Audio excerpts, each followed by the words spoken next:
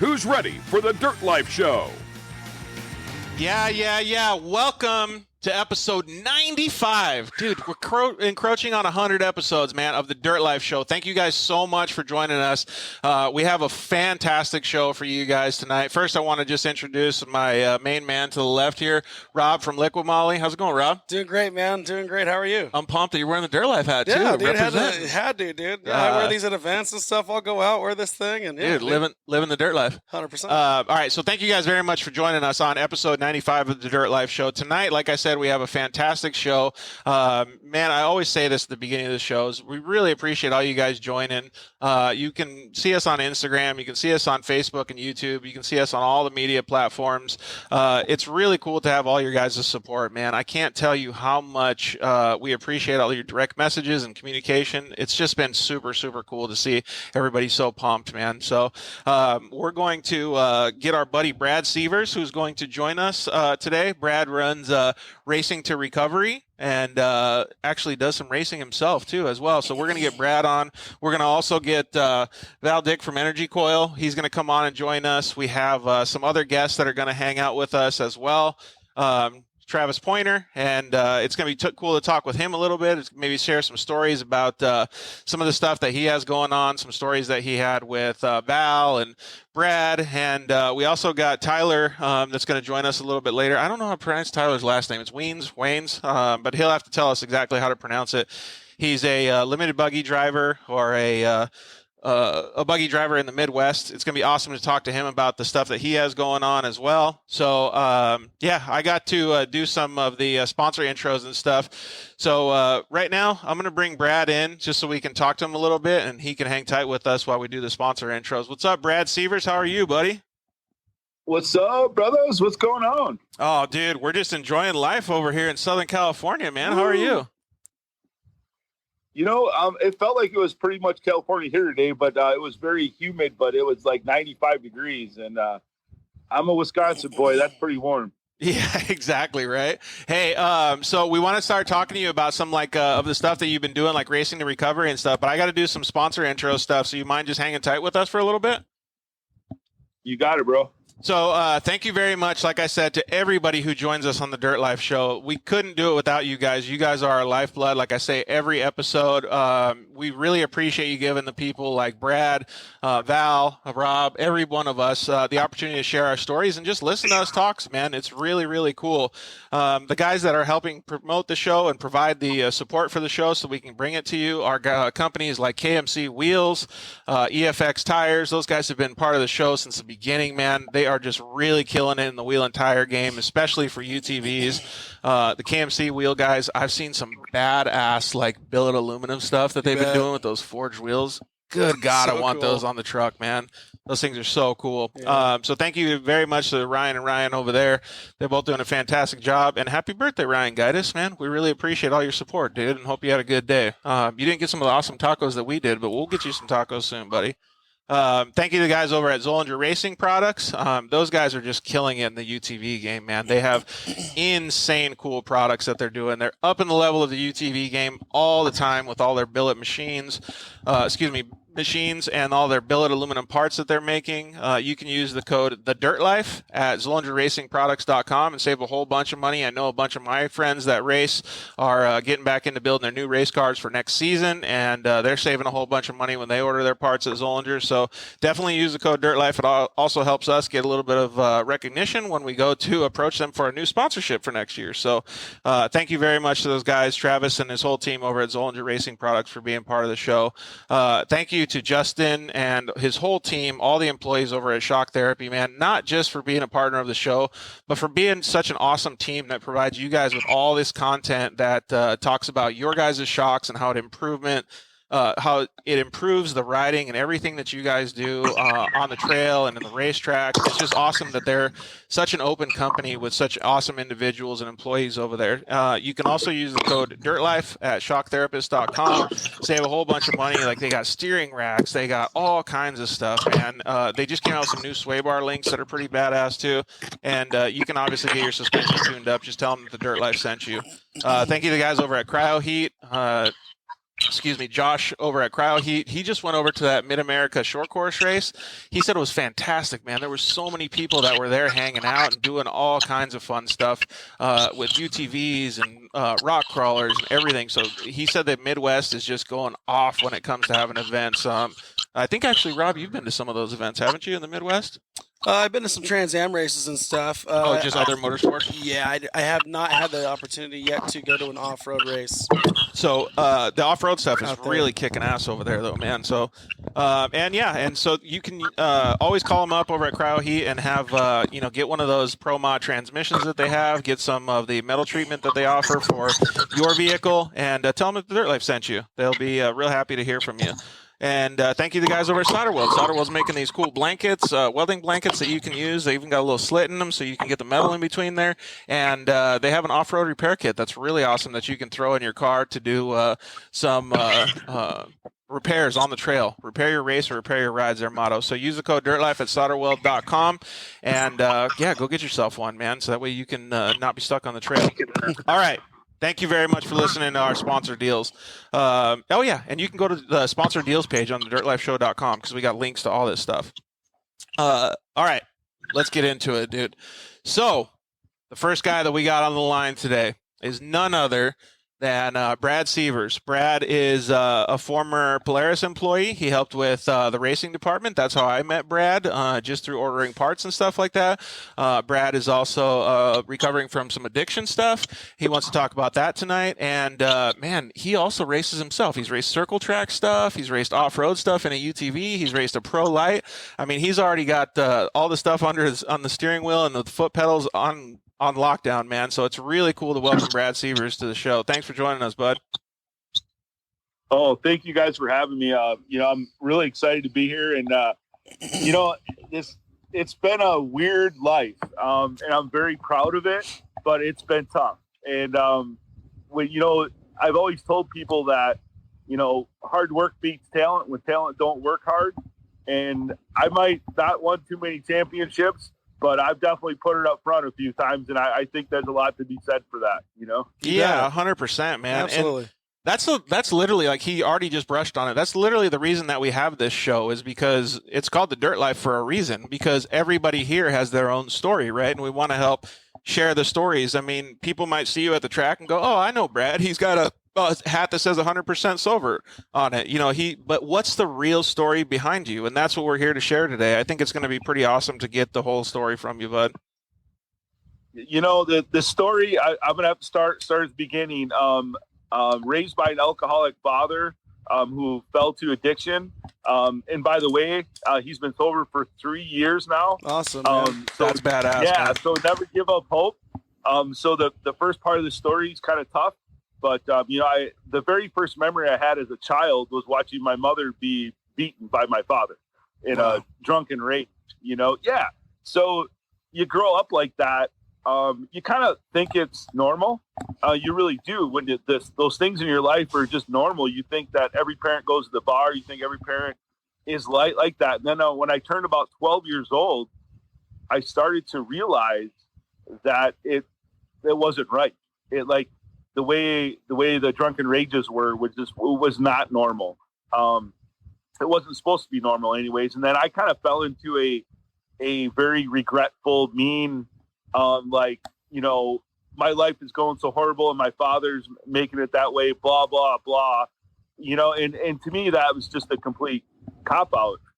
And I fell into the same addictions and even some harder ones. I started doing drugs at a young age.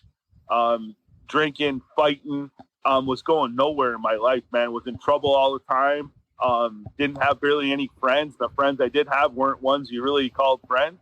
It's crazy because you don't really you almost don't know any different, right? Like, so you're in that situation and you just think it's okay. Like everybody else is doing the same thing, right, Rob? Yeah. Like he said, like when it comes to kids, they don't have the ability to look outside their own reality and stuff. So you can't see outside the box. Makes total sense. Yeah, it's wild, man. When he says that's what he thought was normal, that's wild, dude.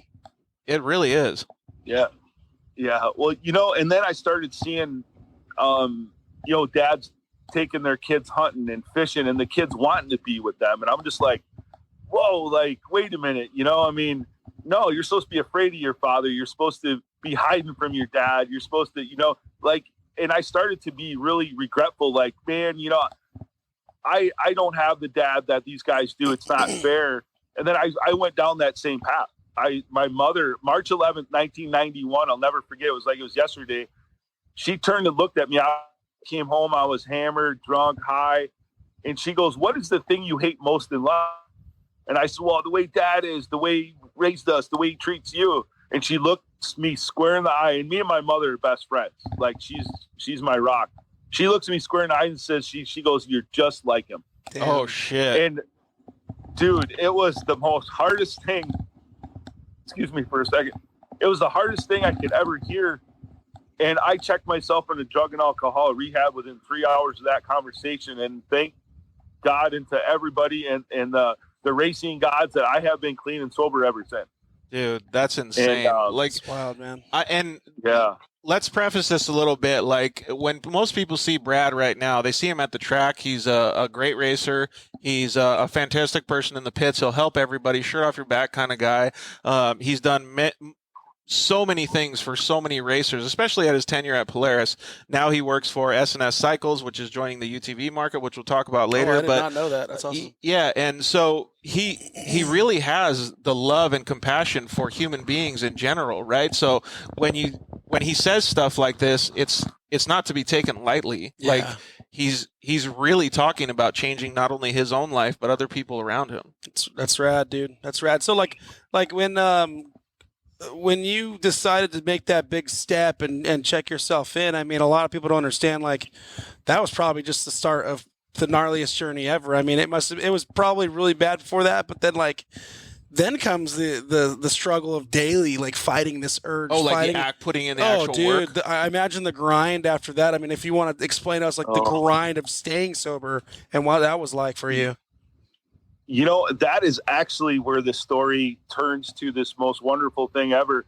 So my first 4 or 5 months, so I turned 21 after I quit drinking, right? So I turned 21. I don't know what to do with my life. Like, that was back when he had Blockbuster Video. I went and rented like every video you could think of and locked myself in my room on my 21st birthday, right? And I was missing something, man. Like, I was just bouncing off the walls. I didn't have any friends because, like I spoke earlier, you can't have those friends anymore. So my whole life changed. Well, I went and I bought a 1989 RM 125. Rad. And this is, this is like October. So I don't know, in Wisconsin, we get ice early, and I heard about this ice racing stuff, and I talked to a couple guys, and we got my bike studded up. So I went to the very first race, January. Yeah. So January 1 of 1992, of 1992, I went to my very first ice race, signed up for it, and I won. That's right. I actually won. Yeah, dude, I still have the trophy. It's hanging in my shop. And that was when I realized there was people who I never met in my entire life that were coming up, giving me high fives, hugging me. Like, dude, that was amazing. Like, you never raced before. And I had long hair. It was right down to my butt, and I was just this, earring wearing, smoking a cigarette kind of guy. And he's just he's just describing a new show that we got to start called Ice Life. There you go. Yeah, for sure. For sure. And I felt this feeling that I've never felt before. I was proud of myself. I was proud that I didn't need anybody else to get me there. And I met this family of racing that it hasn't went away since. That was when I realized what I needed to do. And racing fulfilled so many things in my life, the camaraderie, the high. You want to talk about a high? You buzz into a corner with 25 other guys with spikes on their tires and don't lift. Let me tell you what, buddy, it's awesome. I bet. And, dude, I can only imagine. Dude. On ice. Dude, there's so much traction on ice. It's crazy. Like, it's so much traction. It's just unbelievable. So that was when I realized that this is where I need to be. And then I started watching the pros. Like, I was watching them, like, really hardcore. I was watching them, the way they treated their kids, how they treated their girlfriends, and how they treated other people. And I just started to kind of form myself in my own person, but using a lot of those strengths and a lot of those things that I admired about them. And that's when I realized, well, I know something. No one's going to walk up to me and hand me a new motorcycle. No one's going to do this. I need to figure it out myself. Yeah. So I started working really hard on being fast and doing the right things and practicing. And the more I personally did better, the more I felt better about myself. And that helps a lot when you're first into recovery, is to be proud of yourself. And man, it goes from there. It goes from racing flat track motorcycles, and then shattering my neck, my back, my shoulder blades and hip in 07. Jeez. And having to start all over again, and George, you know our relationship. Like, I look up to you, and there's other people that I look up to who we've all had tragedies in our life, Paul Thacker, Monster Mike Schultz, Evan Evans, Jim Wozni, that goes on. And you guys are all give me inspiration. I just wanted to let you understand that our relationship is more than just me and you talking on a show. Dude, yeah, and I appreciate that, man. Like, I was gonna say, like, at some point in the show, like, we met kind of by chance, right, when I started racing with the UTV Wolfpack and Jason and Jeremy Merrill, and they were like, yeah, you know what, talk to Brad, because he can help you out with some parts and stuff for your Polaris vehicles. And you were I think it was the race director or whatever the job title was at the time over at Polaris. And we had a couple conversations just about parts, and then we were like, wait, I feel like there's a deeper connection here. And then we kind of started talking about different stories and getting to know each other. And it's really like the behind the scenes of the dirt life, man. It's because it really shows you what people are and what they're capable of, not just on the surface, right? Like, you're not just a parts guy. Like, you're a guy that has a very, very a long overcoming story of life in general, not just getting injured, but overcoming addiction. Like, all of these things create such a positive atmosphere with everybody around you nowadays. Right. Thank you very much for that. And, so here I used racing, right, to stay clean and sober. And my whole life was racing. And then I shattered my neck, back, shoulder blade, hip. I can't race anymore. I could barely walk. I was paralyzed for 4 or 5 days. They did surgery. I wouldn't take any painkillers. My mom was staying with me to she was actually crushing painkillers up and putting in my food because I was in so much pain, but I wouldn't take them, because I was like, I am not letting addiction take my life again. I'm not going to do it. And and I got fat, dude, I got super fat because I couldn't do anything. So I was just eating a lot and just watching TV and because I couldn't walk or anything. And then I started water skiing that following season, and I kind of quit racing for a few years. And then I joined a water ski team. I built a badass boat. I was doing all this stuff, and I was still missing something.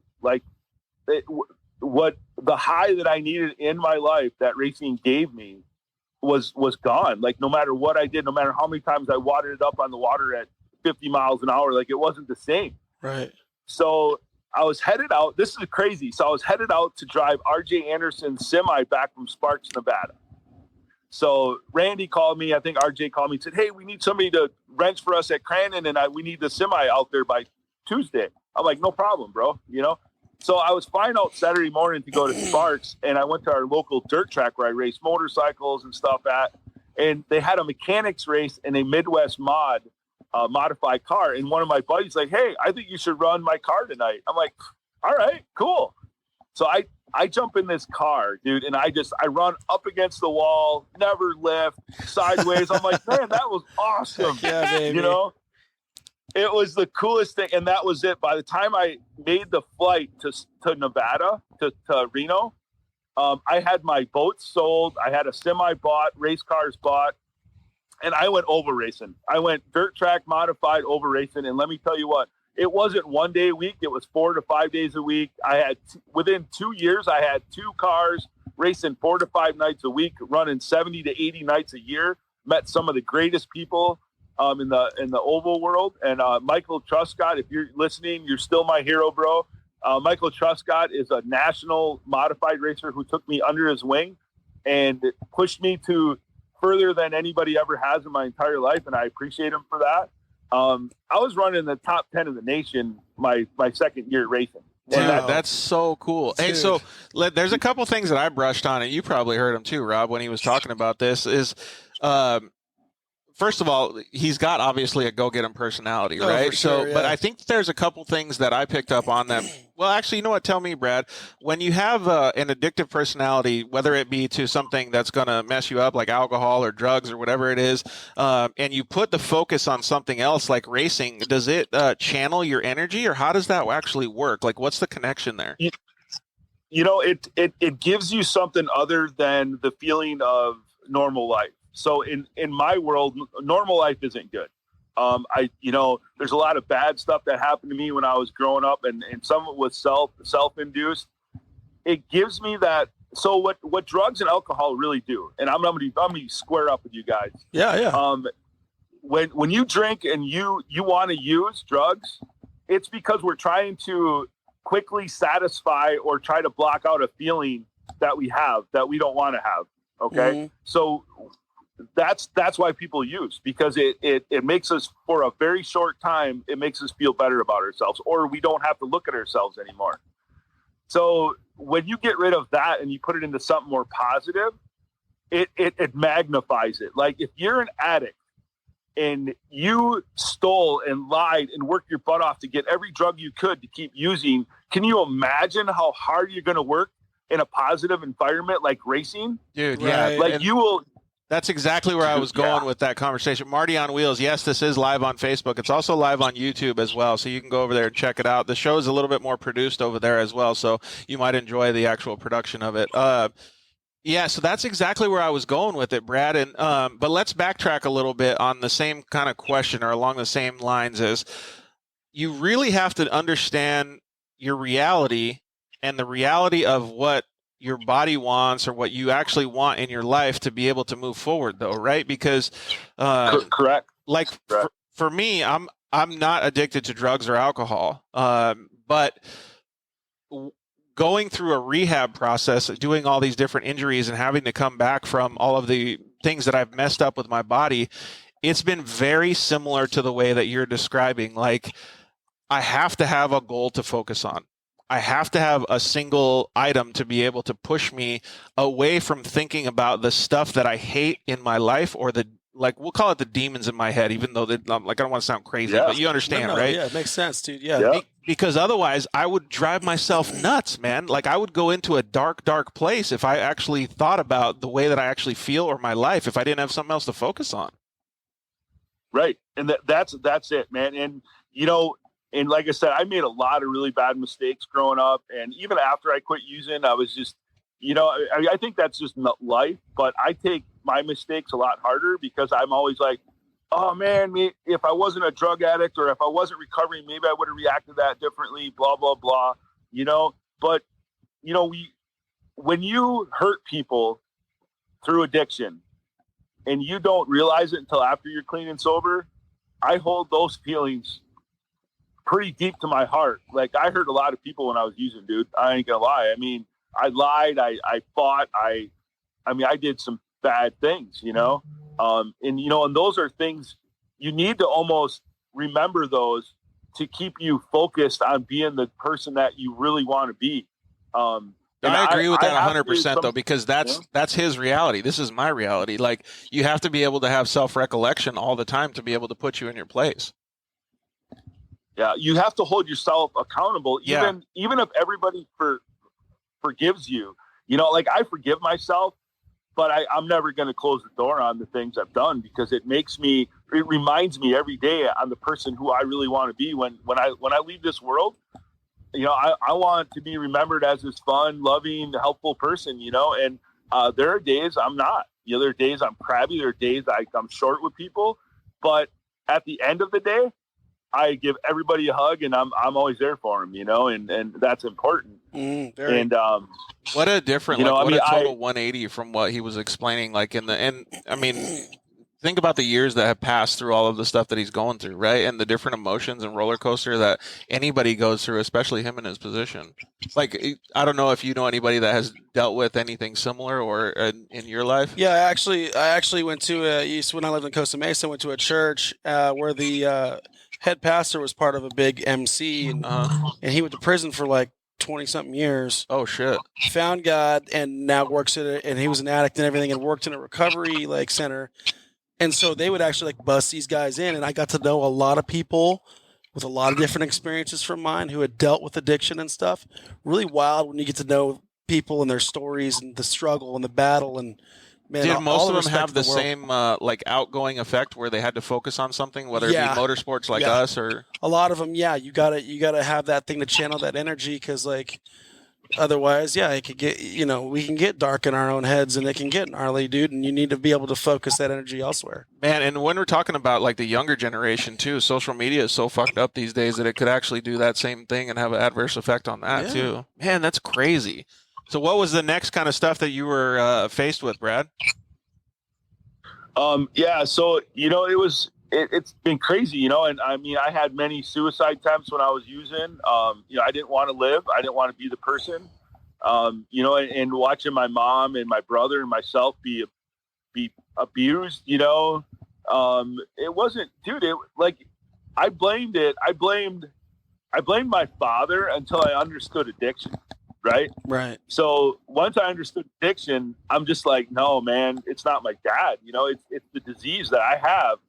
And I started like at 22 years old, 23, I started to forgive my father. And man, things just got better, because I wasn't blaming him anymore, That's huge. And he is an awesome guy. He's a wonderful guy. I was welding and wrenching by the time I was 5 and 6 years old. The guy gave me some awesome skills and taught me to work hard. So, I don't want anybody to think I'm bad mouthing my father. I'm bad mouthing the disease of addiction. Yeah. And I hate it. It ruins so many lives every single day. And like I said, I'm so proud.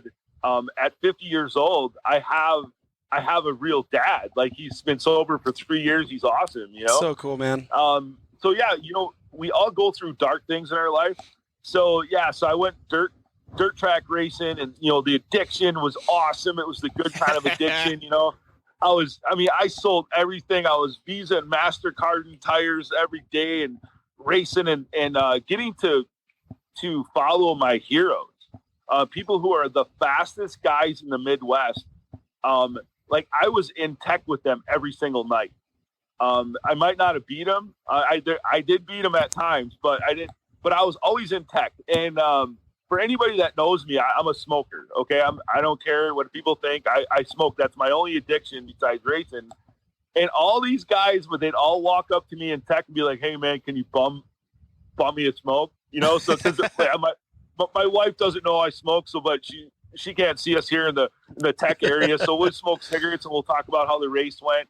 And these guys are very awesome, successful racing people with backgrounds of successful businesses. And I look at these people and I'm like, I'm gonna be there. I'm gonna be there one of these days for sure. And it's awesome. It's really cool. It is cool. And just to have that connection, I mean, they come to you not because they really want a cigarette. They come to you because they like you and they want to have a conversation with you and hang out with you, right? Like, that's the attraction. And it's because of the attitude that you have now, because of the life that you've lived and the life that you have now. So it really is meaningful for me to hear this, because I can see the genuine, or genuinity, is that like a real word? The genuine personality authenticity that you actually have, because you can hear that you really care about people in general. Oh, thank you. And that's because there's a point in my life where I didn't have anybody, right? Yeah. So I didn't have anybody. I pissed off everybody and hurt everybody who was even cared about me. And now I appreciate people who take the time out to want to be around me more, because there was a point in my life where I didn't have anybody. So, it's amazing the things that we appreciate after we don't have them. Like wives and girlfriends and exes, and you don't realize how much you appreciate certain parts of the life that they gave you, and you need to do that. Recovery is a lot about, self-preservation, and it's a lot about going back to your mistakes and owning up to them. And, I don't care if it's an ex-job, ex-wife, ex-friend. At some point in their life, they helped you get through a certain part. Like, I don't care how much you hate your ex-wife or your ex-girlfriend or whatever. The thing is that she was there for you at one time, and you need to acknowledge that, even if you're not friends anymore, even if you don't talk. Like, hey, Treve, what's up? What's up, fellas? You know, What's up, Travis? What's going on, man? So let me do a quick introduction here for the new guy on our line here. So Travis Pointer is of Crash Addict Industries. We're actually sitting in the IMG shop right now, so I got to give a shout out to James Hill and all the guys at IMG. But Travis is out of Ohio, and Crash Addicts actually produces a lot of the same things that they do here at IMG. They do roll cages, UTV parts. I think he works on other types of vehicles and stuff like that as well. And Travis is also a fantastic racer himself. He started actually in the earlier days of when the side-by-side started coming out. So resident fast guy on the line with us. So welcome, sure. Travis Pointer. Thanks, guys. Yeah, IMG's James is a good dude. Met those guys at I think Stanford Super Show in like 2016, maybe. Yeah. 2015. They're like the second best fabrication company in the the best this side of the Rockies, right? Hey, so we had a comment come in through YouTube. I don't know how to pronounce it. Toyvot 1975 said, Brad, thanks for being an amazing person. You've helped me out huge. Number 524. That's heavy, dude. Oh, nice. I watched the video you posted back in like 2017, man, and the amount you give back, dude, like talking about people hitting you up and you helping them through their struggles, dude, so rad. Can't say enough about that. Oh, thanks. You know, I'm not sure. Do you want me to continue with my story, or we got Trevis here, or what? Yeah, Travis is going to come back. He bailed out, like maybe he didn't have a good connection or something. But I also told him he has his wife is going through surgery right now. So if he has to bail out, then we'll let him bail out. If he jumps back in, then we could change the subject. But please continue with the story. Okay. Yeah. So I mean, there's going to be a part where he's going to be part of the story too. So it's pretty cool. So I went and bought a race car, started racing tons, and I was racing, 60, 70, 80 nights a summer. And then somebody walked up to me. It's a good friend of mine, and said, Brad, I know why you race so much. I think you need to share your story. I'm like, I don't have a story, bro. I said, I don't have a story. I said, people just know I don't drink. He's like, bro, you have a story. You need to share it. Yeah, absolutely. So, yeah. So one night in my shop, I typed up my story, and it was hours long with tears running down my face. I was married at the time, and I went home to my wife, and I kicked the couch. She was sleeping. I said, hey, and she woke up and she looked at me. She goes, what's wrong? I said, I sent you an email. I want you to read it. And I typed up my story and I emailed it to her.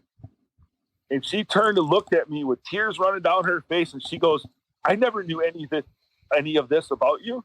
Holy I said, well, shit.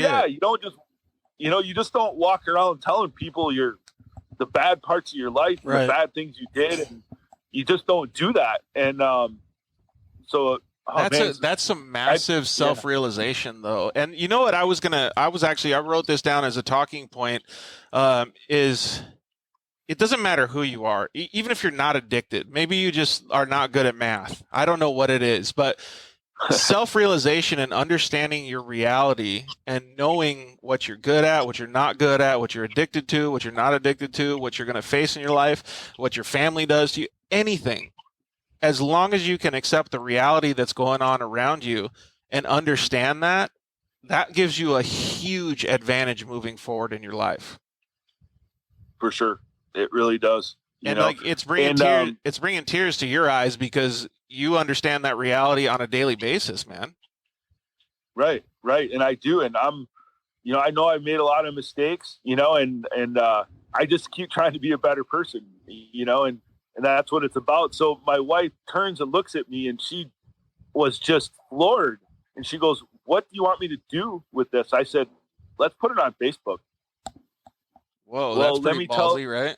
Very. Right. Like, I wanted to help people. I wanted people to know that no matter what they're going through, that if I can go through the hell and the shit that I went through, and I can live my dream, like you can too. Like, don't let addiction stop you. So we shared it on Facebook, and within within a couple days, over 40,000 people read it. Wow. That's insane. So that, oh my God. So my life changed to something that I can't even explain. Like, people reached out, people wanted help, people wanted to know how I did it. Like, I'm like, oh boy, I wasn't quite ready for this. You know, I'm not a trained person in any of this. I'm just the guy who went through it, you know? And so I did that. That was in 2014.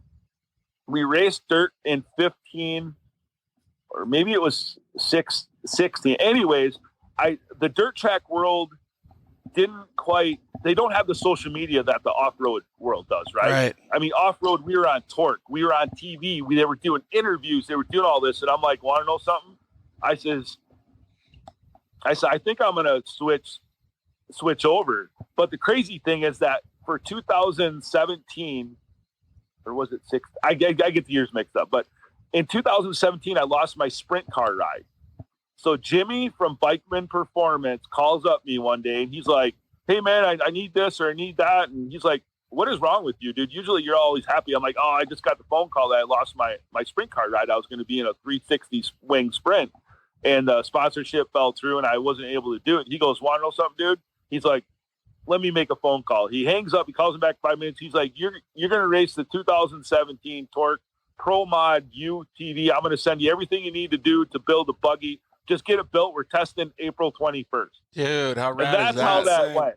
Dude, hey, so that is how, yeah. That's crazy that you say that, because Rob here sitting to my left, he actually wants to have an opportunity like that too. So, because he would love to be able to jump into a UTV and go racing. He's been, he works with Liquid Molly, so he's been out there supporting all the events and having fun, looking at the guys and watching them race. So one of these days we're going to have to see if we can get him in a car, whether it's co-driving or driving.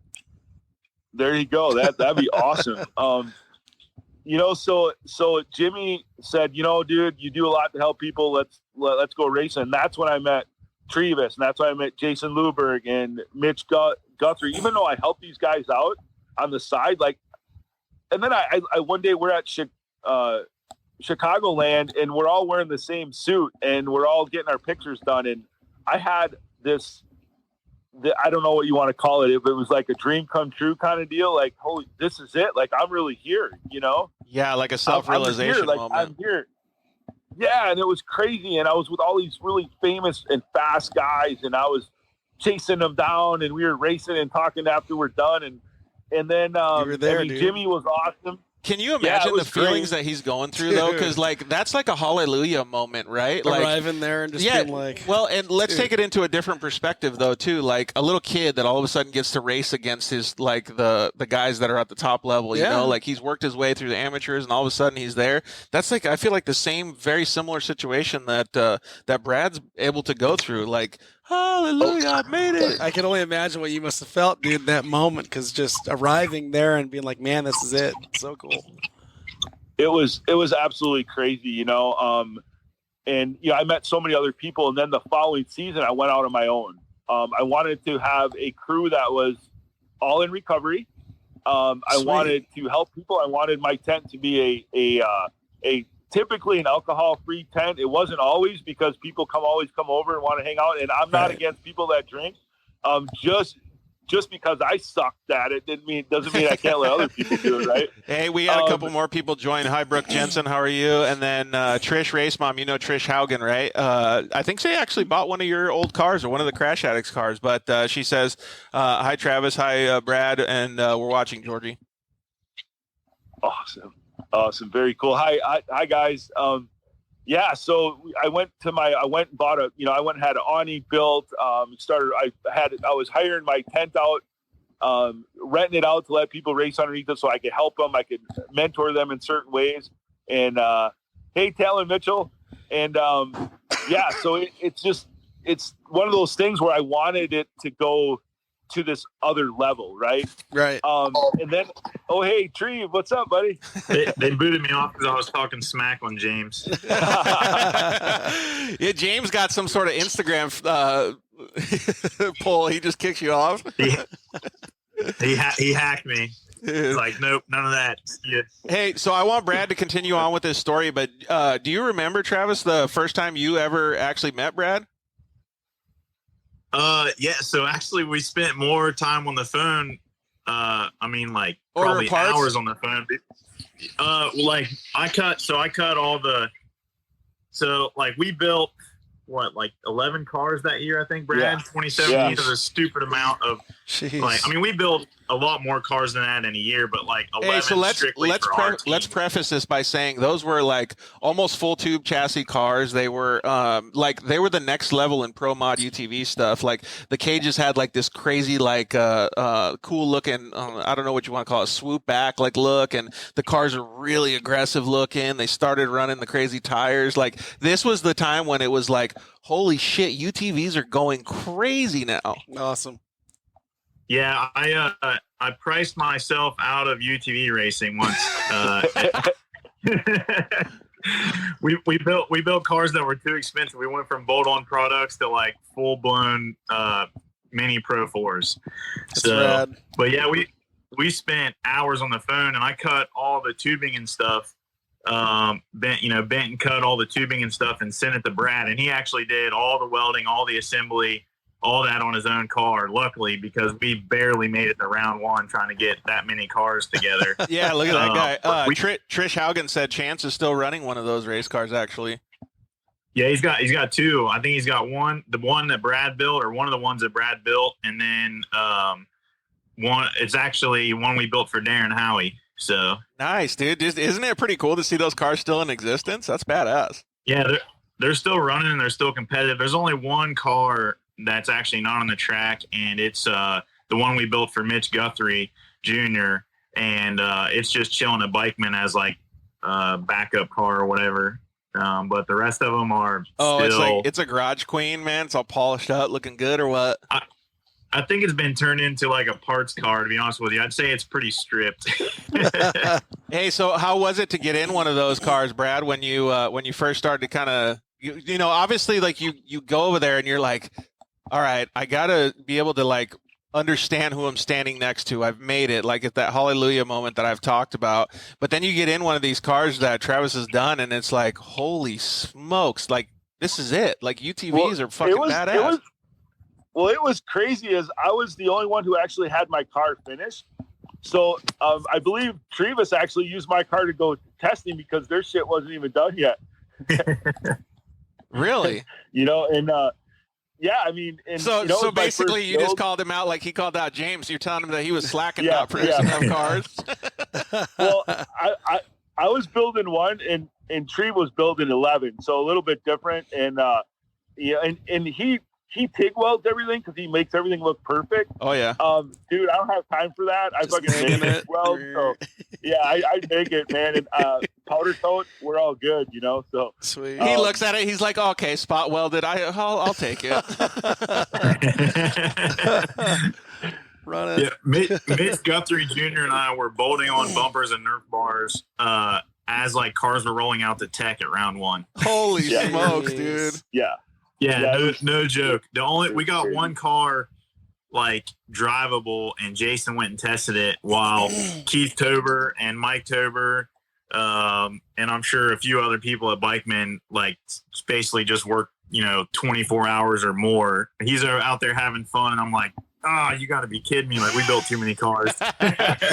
Hey, so one thing that I do know about this, like, and again, I'm trying to read between the lines here, is there's a mad rush, right? Like, they're talking about how much crazy stuff is going on behind the scenes. Mm-hmm. But I feel like that's helping channel some of Brad's energy that he used with the addiction stuff and focusing it on all of these other people and all of the stuff that's going on around him. Yeah, for sure. That's exactly what it is. The more I'm pushed, the more the deadline is, the higher I come to the top. And I'm not just saying that, but if you need me to be in Riverside, California in 36 hours, I will be there. If that's what it takes. And that I think that's kind of what racing is, right? It's that who can get their stuff built fast enough to get as much shit finished as possible before you wreck it all in the first round. Yeah, you get 20 feet into the first turn and you're toast. Yeah, like, and I know Travis probably realized this, but Travis always took time out to come and kind of explain to me what I was doing right or wrong.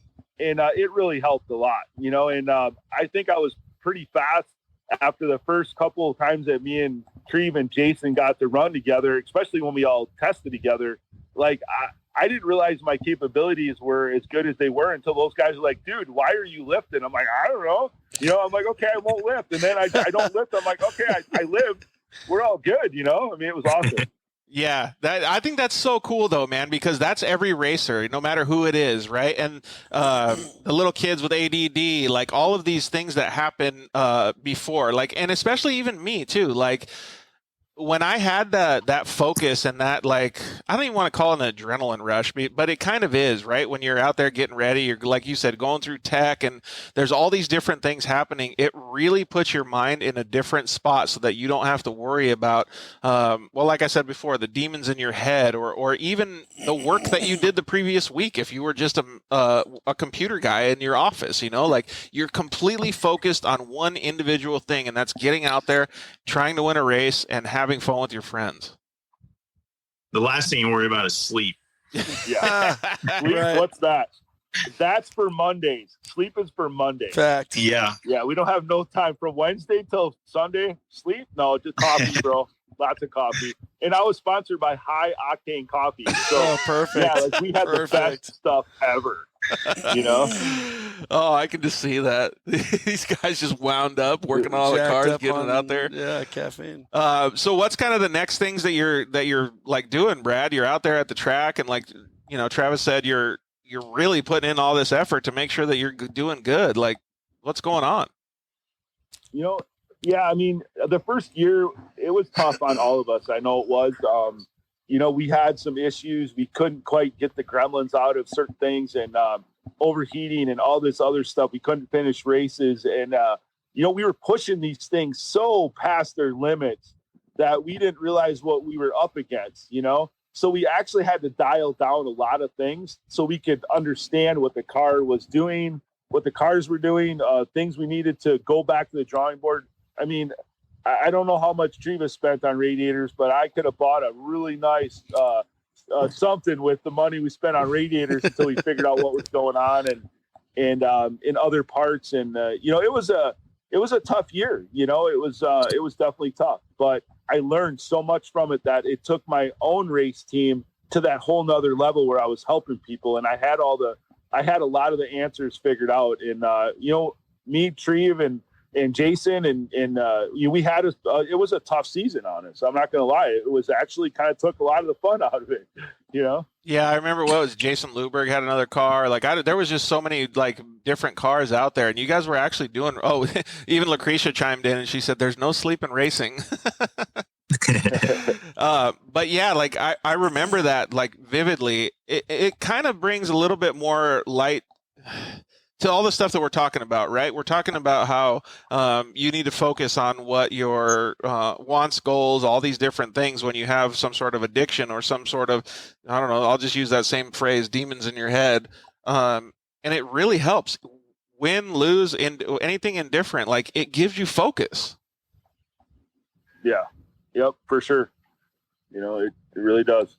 It's pretty cool, man. And I mean, as much as, you know, Travis he's just building cars in his head, right? But like he's actually doing a lot to help the whole industry. Yeah, or just make it more expensive for everybody.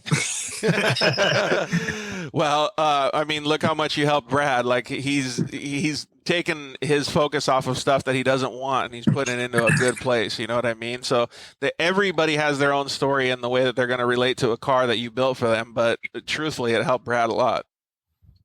Yeah, it was definitely a cool experience, and like I really connected with what Brad was doing because my mom, you know, is an addict. I say was an addict because she's been clean forever, but as she'll tell you, she's still an addict, an alcoholic. So I actually, in the opposite, I've never had a sip of alcohol. I've never done a single drug in my entire life. When I broke over 30 bones racing motocross, and my dad would dump the pain pills down the sink, like I wasn't allowed to take pain medication other than Tylenol or ibuprofen or anything like that. It doesn't matter. 3 broken vertebrae, 13 bones at a time. Like, Jeez. Suck it up, kid. You know, that type of thing. And so, like, I appreciated what he was going through because I watched my mom go through that. And she did a really good job of like not really letting it affect me, but there's no way to completely hide that, right? So, and then after she got cleaned up, she made sure that like I went to NA and AA meetings with her, and then she ended up becoming a counselor and worked with doctors on how to prescribe pain medication to addicts.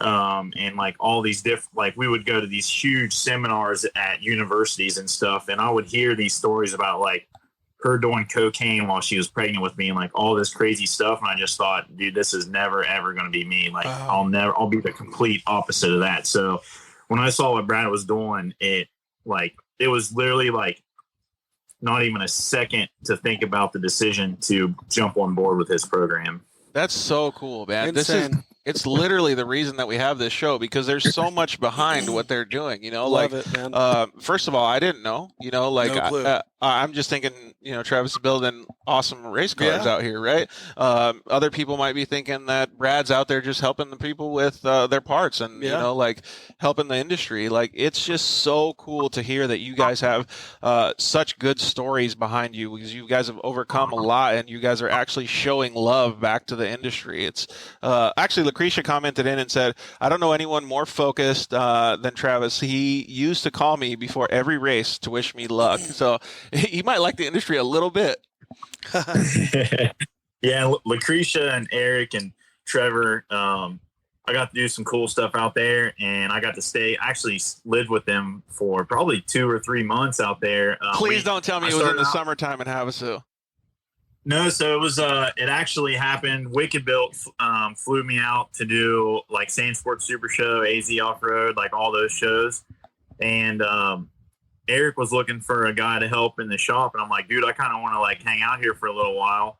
And this was before I was still in the pipe fitters union. So I had not started my fabrication company yet full time. Like we were building stuff, don't get me wrong, but it wasn't like my main source of income. Right. And so I instead of heading back home, I just went over to their house, and Eric and Trevor and I built some pretty cool cars. And then, like I said, I think I was there for like 2 or 3 months, and then came back to Ohio and called up my foreman at my old job. And I was like, hey, I know I told you I was going to come back, but I think I'm quitting and I'm just starting my own company. And that's You're like, peace out, bro. Yeah. Yeah. January 1st, 2016, Crash Addict was like official a company. And I was, you know, I'm still in the pipe fitters union, but I don't, you know, obviously I'm just building race cars 24/7 now. We were actually talking about this over tacos, Rob and I, how each individual person has so many different life choices and how they actually end up connecting. And it looks like since he went over and hang out with Lucretia and those guys, that's what started spawning the opportunity for you to get a car built by him. I mean, like, how crazy would it have been if none of that stuff had happened? You know what I mean? It's insane. Wild. You still with us, Brad? Yep. I'm missing you here a little bit, but I think I'm back. But yeah, you know, I mean, you know, life does put people in our paths for a reason. And I think, you know, me and Treve and Jason always had fun no matter what. And it was good, but I don't believe it was racing was the reason why I became friends with these guys. I think it's a much further than that. There's other personal things that other people have been through, whether they were on our team or not, that I thought I helped them with, you know. And like I said, it's, you know, we never know where the path really is going to take us. But after we go a different path, we're like, hey, that's the reason why we went down that road. You know, it wasn't because of racing. It wasn't because of staying clean and sober. It's because somebody needed us. Or I needed to be inspired by somebody else's story, or I needed to hear what they did so I can continue to keep helping people. And, you know, and we all do that for each other. And, you know, I mean, me and Treve are really good friends. We do anything for each other, you know, and just because we don't talk much, you don't have to talk every day to be good friends. You just got to know that you have good friends, you know? Yeah, 100%. Yeah. I mean, Rob just went to Florida this week and he said the same thing. Hadn't seen some of these people in 10 years, dude. Got together with them, and it was just like catch it right back up, dude. It was so awesome. Didn't miss a beat. None. Yeah, that's great. Lucretia also said we love helping people in the industry, and Travis is still one of our favorites. Hey, Brad's not your favorite? He hooked you up with a bunch of parts, man. What the hell? Yeah, it is really cool, man. Like, honestly, when I talk to you guys right now, like, it means so much to me because I have such a huge value on life in general. Like, it almost gives me goosebumps to hear the story of how you guys ended up meeting and the path cross. Like, I don't know, man. It's phenomenal what off-road brings together. It is. Well, I think what's cool is, we're competitors, right? And when you're the person who's faster than you, just for the record, I think I finished more races than Trevis did, but he was For sure.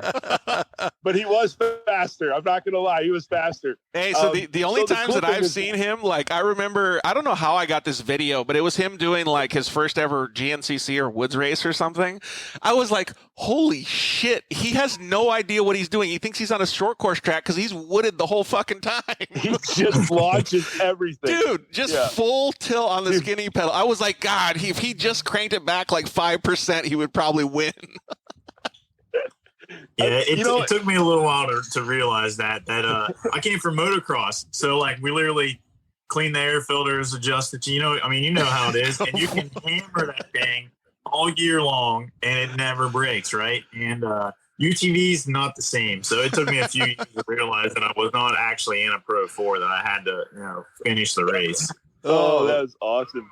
So hey, so you guys got here. So Treve walks up to me. He says, "Hey," he's like, "if you're not on the gas, you're on the brake."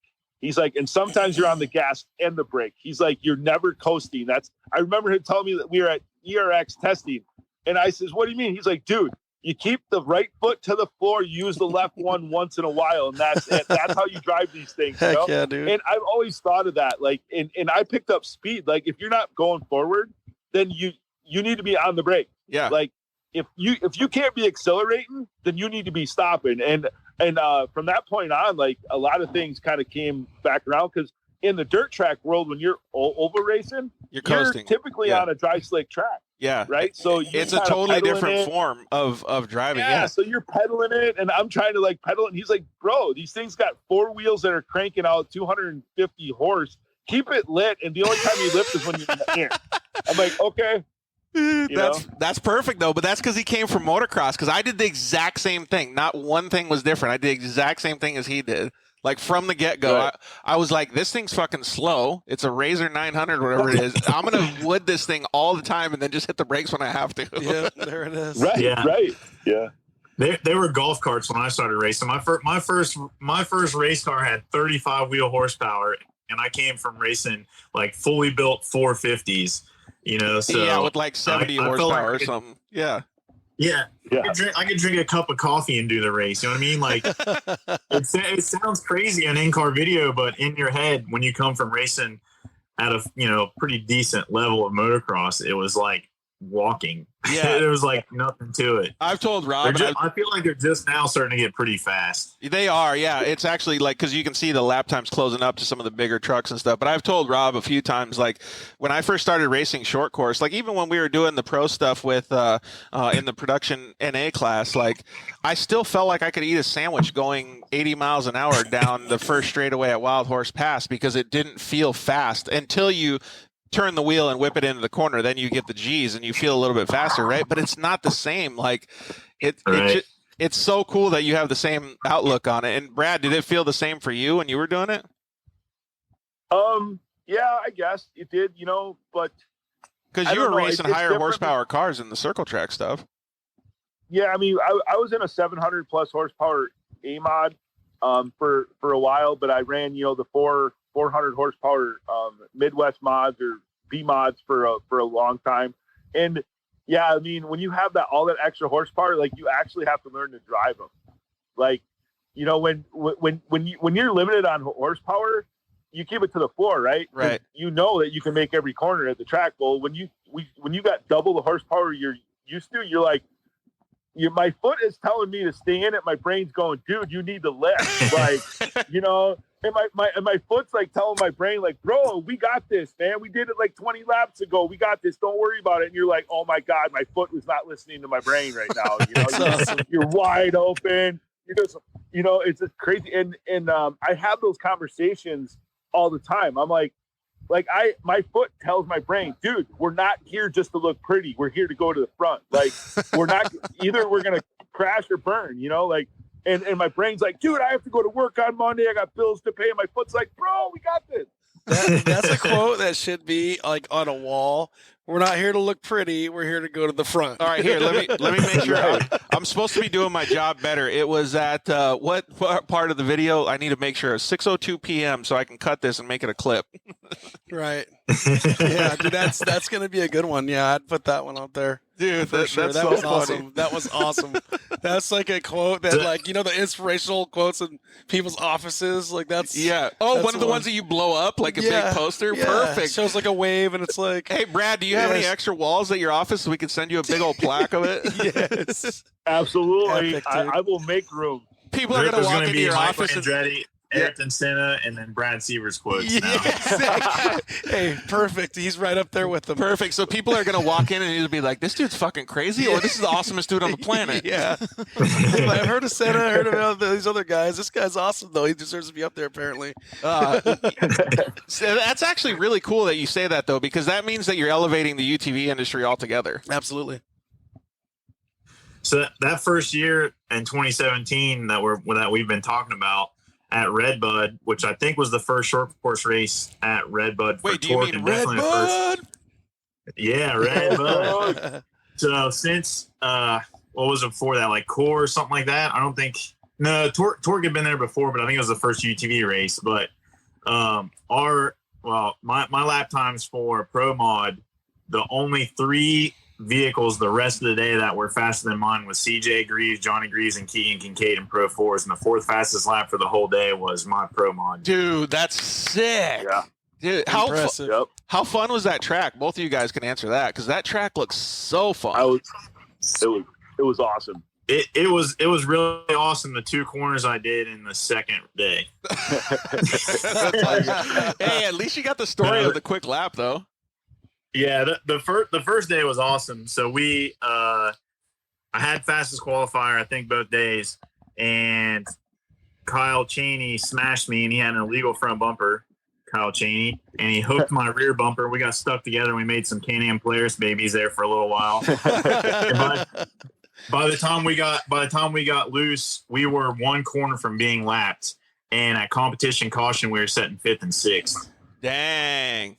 That's crazy. It was still to this day is the most fun race I've ever had in my entire life, because there was no, like, you didn't think about finishing because we were so far behind that Kyle and I just hammered. And the other thing is Redbud is sandy. So, like, I feel like, not to talk bad about short course racing, but I feel like short course racing is almost like a paved track with jumps for the most part. And Redbud was an actual off-road track. Yep. And I feel like we excelled there because like we can come from racing GNCC. Chaney came from racing GNCC. Brad obviously knows car setup. So, like, the people that were actually capable of, like, setting their cars up, like changing it, like, a lot of people set their cars up and then they run it the same all year. Yeah. That race, it was very obvious on who, like, knew how to change car setup, because that track was completely different from any other track. And it had massive braking bumps and acceleration bumps and ruts. And it was like awesome. It was so fun. And then the track was tight, so that allowed us to, like, run lap times similar to the trucks, or faster than the trucks. Yeah, and I'm assuming that like, with your motocross knowledge too, you knew how to, like, adjust your bike during the day or your UTV during the day and kind of change it up. Like, I feel like that would suit a lot of those guys. We changed settings literally, like, throughout the day, because it would start prepped, right? So we would have a setup for like a smoother, fast track. And then as the day went on, the track got rougher and rougher. And we would stand out on the fence and watch it develop and watch the live feed and try and, like, pick out, like, what was going on with the track, like how bad it was getting, and then make adjustments from there, like clutching adjustments, sway bar adjustments, high speed, low speed rebound, like everything, tire pressure, tire changes. Like, I mean, it was probably the busiest weekend, but also one of the most rewarding. Like I said, probably the most fun that I've had. Dude, look at these guys being all professional in the UTV industry. Right. That's pretty cool, man. I appreciate that too, because like I said before, like, that gives Brad or anybody the ability to focus on something else, man. To actually, like, put your brain where it needs to be and not thinking about shitty stuff. Right. And that track, I started last, 28th, I believe it was, and I finished 8th. Dude, rad. So I came I passed 20. Dude, it was because like me and Treve, we were watching the Talladega turn is where I gained a lot of my time. That Talladega turn was 18 feet tall. Jeez. And no one was going to the top of it. So that was I your would go bread up and to the butter, top of baby. it. Dude, it was awesome. I went up to the top of it and just never lifted, and I would clear that tabletop and land right into the corner. So the circle track guy takes the short course guy's advice and just goes to the top fully wooded. Pins it, dude. Just up against the top. Love it. Well, with the sand, you needed to carry your speed, right? Yeah. You didn't have the power to muscle through it. So from the time the tires would be on the ground, I never lifted, and I just tried not to hit people, and then just went up to the top and just never lifted, And Dylan Marcourt from the Broken Dirty team was spotting for me, and he's a young kid, very successful. Actually, you probably heard of him. He's been winning a lot of races at the Champ Off-Road stuff in the pro stock, I believe it was. And he literally spotted for him. He's like, "Oh my God," as I'm launching this tabletop, right? He's like, "That looked really cool, but do not do that again." It was awesome. It was so cool. Sailed it way too far. Do you remember what you got at that race, Travis? Yeah, DNF. At least you had one of your cars up there. Yeah, we came off competition caution, and my belt lasted about 3 more corners. And Kyle Cheney's trailing arm broke in half, and I'm pretty sure he still finished second. Oh, dude. Jeez. So I was so mad. And then we did like some drastic clutching change for Sunday. I'll just tell you straight up, like when you hear DNFs from Brad and I for 2017, it was either belts or front diffs. I blew 9 front diffs. Oh my God. Yeah. So the problem is like Brad said, we were pushing the cars to such a limit. We lowered the center of gravity 14 inches and made these crazy adjustments to where you could corner so hard, and we got so much more traction than we ever were before that no one had solutions for, engine temps because they were under such a load. And we pulled data one time and we couldn't figure out why we were hot. And my data showed that I was 100% throttle 80% of the time. That is insane. Yeah, 100%. And the real cool thing about data is, AIM still sponsors me to this day. That data is really important. And we learned a lot. The more data we were able to collect, the more we learned about the cars, right? We didn't get it soon enough. No, exactly. No kidding. Yeah, it would have been a lot cheaper just to spend $10,000 on data. But anyways, that's the thing is we know it, and there's a percentage of load, right? Well, the max percentage on a Polaris in the data tables is 300. Okay, we were at 306, 304, 302. Like we were above the max because we're the traction was so good, the 4-wheel drive was working, and to be honest with you, that's probably the fastest I've ever driven a 4-wheel drive was in 2017 because our weight limit was only 1450. So I was like on diets, like dude, like I was like totally like titanium everything, drive shafts, everything. We were light. Those things were so stupid fast. When they started adding weight to them, it kind of sucked for guys like us who would like to go fast, but it saved the people a lot of money and it slowed us down because those things are faster than the Pro 2s. They're so fast. People didn't even realize it until you looked at lap times. You're like Travis said, he had the fastest lap time out of anything that was raced there the whole weekend. Dude, that's insane, man. These stories are so cool. All right, let's we're gonna bring Val on in just a second here, but let's go back to your story a little bit. Like, how is this making you and the addiction and all this stuff? How is that like feeling when you're going through all this stuff? It's good because, like you said, it gives you some focus. So, 2017, me, Treve, Jason Luberg, Bikeman Performance. 2018, I went on my own. 2019, I brought a Pro Light. And we were right on the edge of being where I needed to be in life, and COVID hit that following year. COVID hit. I went through a divorce. I went through a bunch of other bad stuff. I couldn't help people anymore. I didn't have a place to live. Like, dude, I went from like hero to 0, and now we're headed back that way. We're headed back to, I want to go racing again. I bought a semi. I'm going to try to put somebody in it. We're going to get back to helping people. We're going to start a nonprofit. We're going to keep going there. So the last 2 years of my life have been some of the hardest things I've had to deal with. Dude, life hits, man.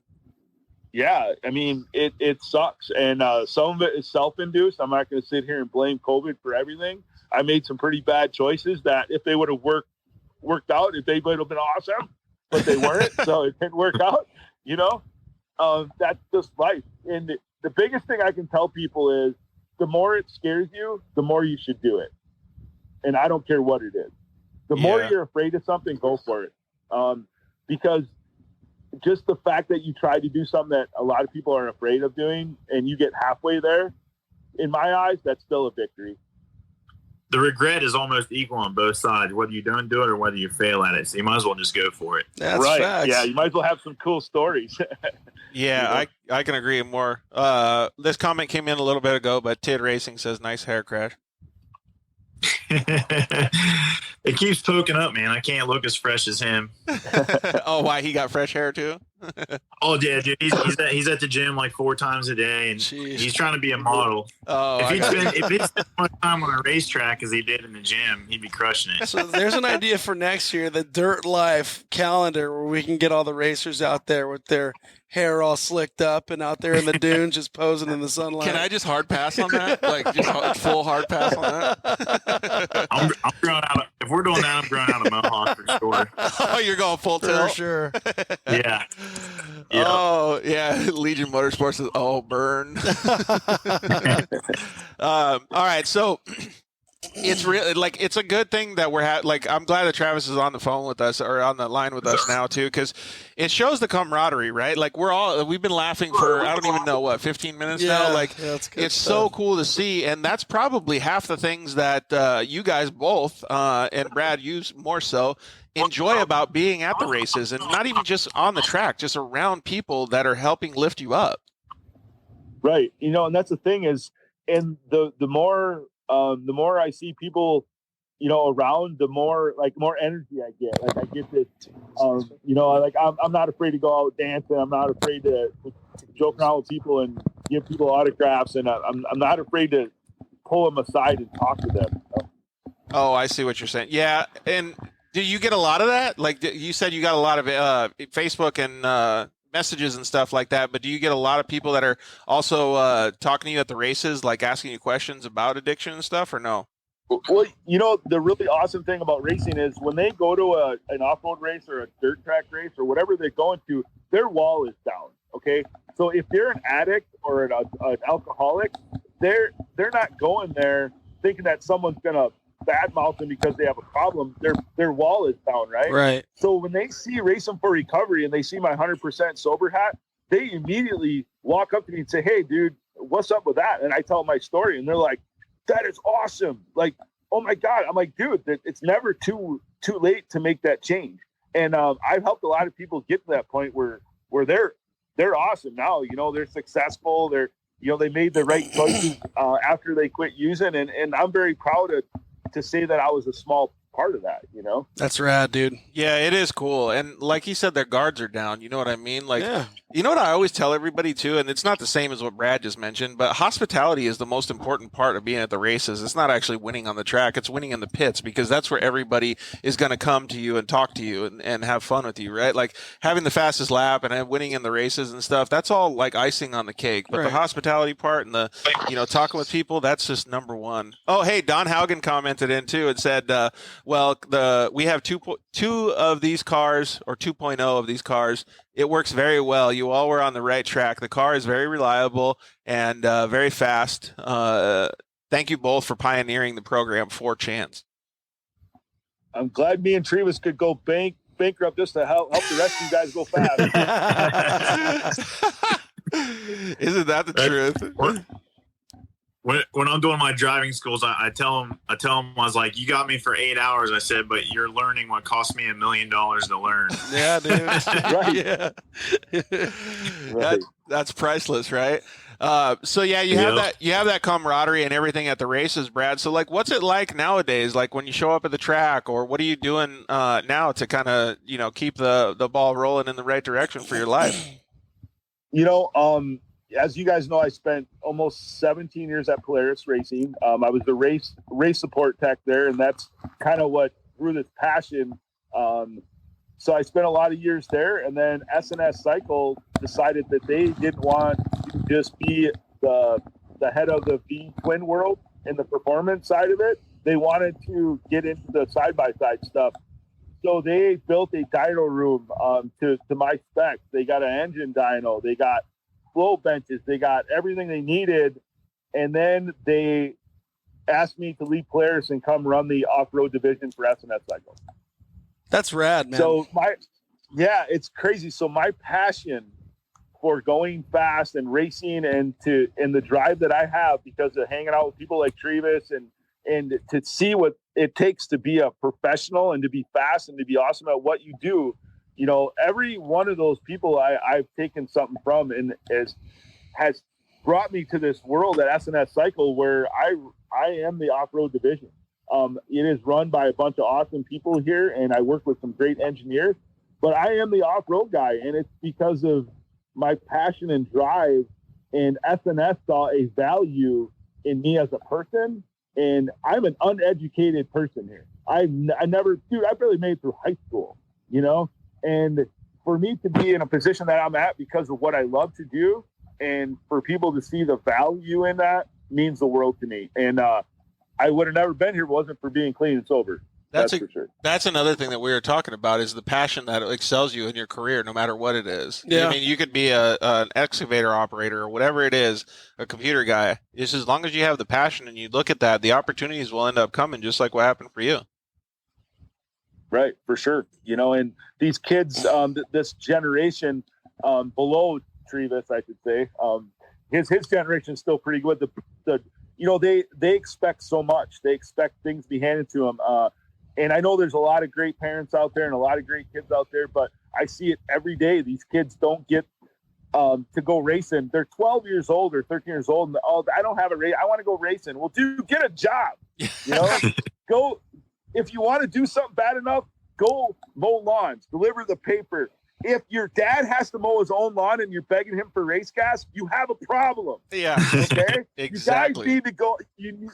Dude, I am dead serious. Like, I am so, I can't believe these kids. Like, come on, man, get off your phone and go mow the old man's lawn. He's paying for your race fuel. He's taking you to the races. He's buying you buggies. He shouldn't even have to ever get up and get his own soda. That's what I'm saying. Yeah, I couldn't agree more. But that whole racing thing, like once you start learning how the actual support system works, it makes you think totally different. Hey, so we got another buddy that's an off-road racer that just joined us. Tyler, you're gonna have to tell me how to pronounce your last name. Is it Waynes? Weans. So we got Tyler Weans. Yep. Tyler is a limited buggy racer, a light buggy racer, and maybe another type of racer pretty soon here. What's up, Tyler? How are you doing tonight, buddy? Doing good. You guys look like you're having a great time tonight. Hey, these guys are the ones that are making it fun for us, dude. Travis has got a lot of funny stories, and Brad's just out here having a good time, loving life racing. Yeah, that's awesome. It's pretty rad. So what's going on in your world, Tyler? Not too much. We're just prepping for Dirt City this coming weekend, and we're coming off a win out of ERX, so we're pretty excited to get the buggy back on the podium. We've been working on the 1600 buggy, try and get that a little towards the front of the pack a bit more. But we got some high hopes. We're coming into one of my favorite tracks here. I like these short, tight, beat 'em up type of tracks. My favorite. The knockdown, drag out MMA style tracks.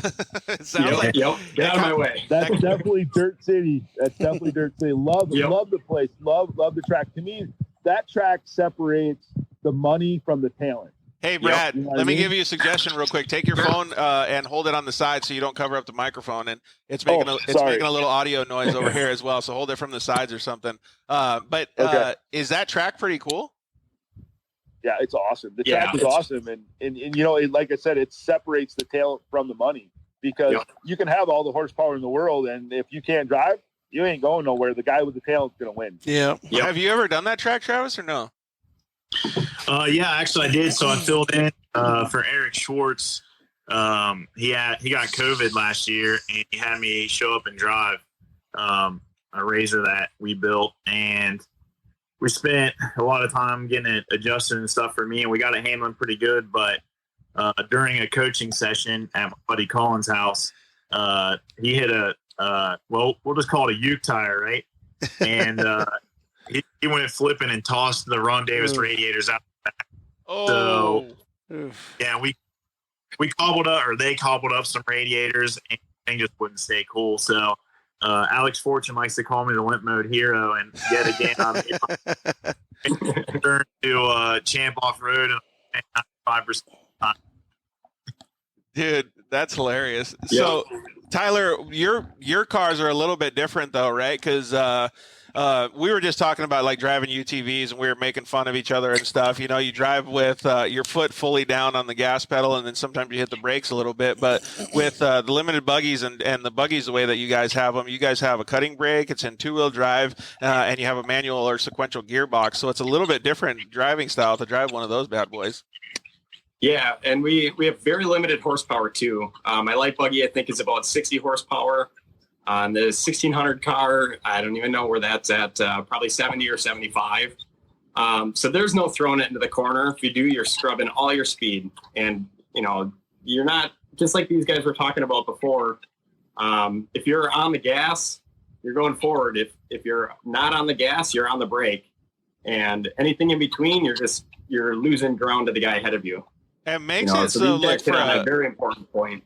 Yeah, it makes it so that you understand momentum a lot better, though, too. Like, Travis, you can appreciate this. Like, back in the day on 2-stroke 125s, like, that's the way you rode. Like, you didn't let off, and if you wanted to get more power, you just use the clutch a little bit, right? Like, so all these guys that learn in, like, what Tyler's learning on, let's just say he did go up to a UTV, like, he'd have the momentum thing down.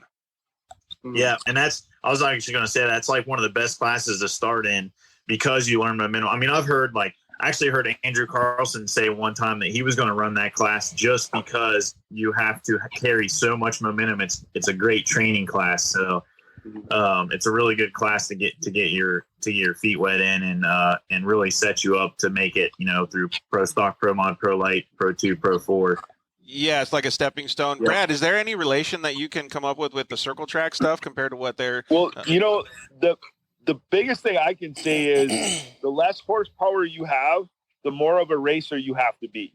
Mm-hmm. Because I think that's the reason why I always had like Speedworks mod motors, full alcohol breathing, fire eating kind of engines, because I wasn't smooth. I wasn't that talented as a racer. So when you are limited on horsepower, you become a racer. You make decisions very early on how you're going to enter a turn, how you're going to exit a turn, where you're going to enter that turn at, how you're going to pass the guy in front of you. Like when you have all these gobs of horsepower, you can make up for a lot of mistakes in a really short time. I guess it's that's it right there. The mistakes. Yeah. The mistakes is what gets people. It's 100%. We just saw, actually, if you guys watched Washougal this last weekend with Jet Lawrence, he actually made a pass going through a corner where he did like an outside in kind of move, but he had to do it 4 times until it finally worked on, I think, the 4th or 5th corner. And that's very, very similar to what it seems like you guys do on the track to be able to make a pass in those buggies.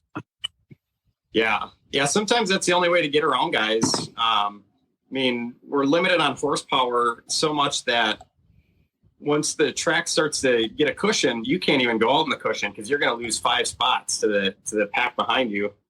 So some of the tracks get pretty one-lined. That really limits where you can run. So it's really getting creative.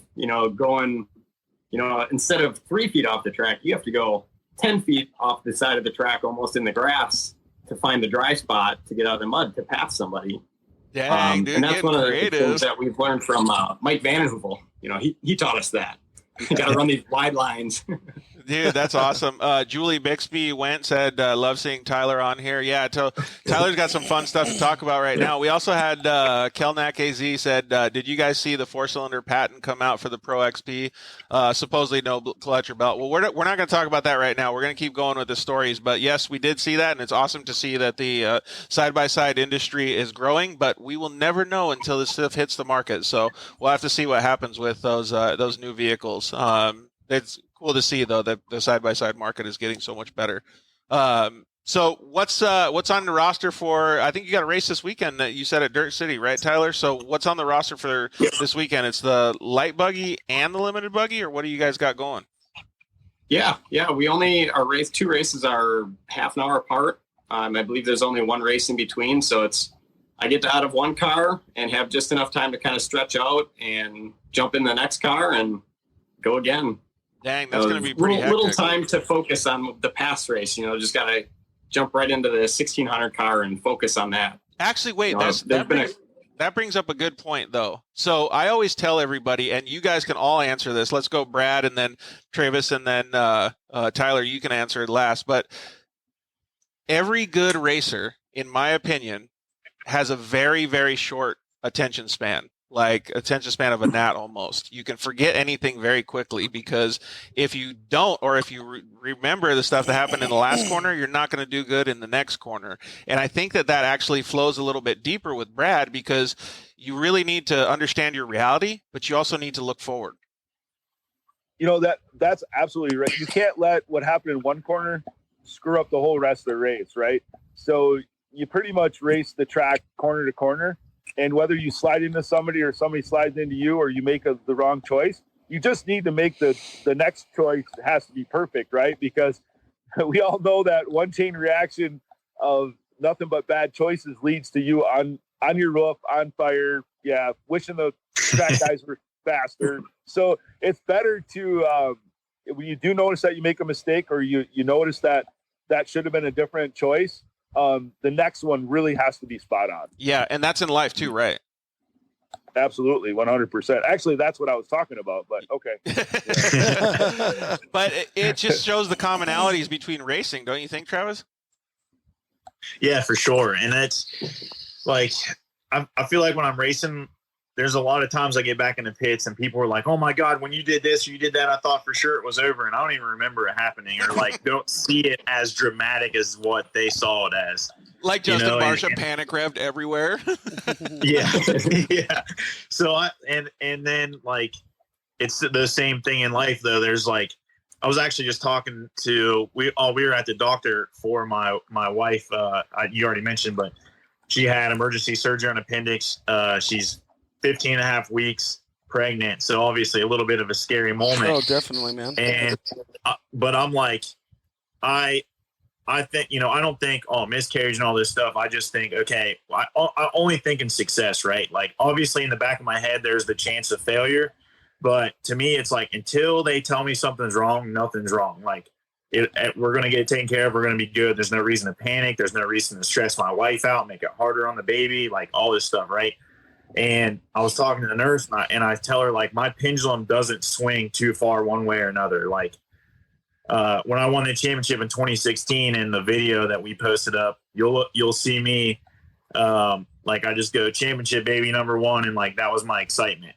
Wow. And then the same year I jumped into the back of a torque safety truck and totaled a brand new car that had literally 3 minutes on it. Brutal. And I walked away from it and no argument, no raised voice. Like that's kind of my thing. Like my pendulum doesn't swing too far one way or the other. And I think that helps in racing and in life because if you get too emotional about either one of those, it can be catastrophic. I mean, always enjoy like the little stuff and the big wins and all that stuff, but just like kind of stay level-headed in both directions. Yeah, I can agree, and that's why I was saying that Tyler could answer last, is because he's going to actually be doing that like back to back with the races that he's going to be doing this weekend.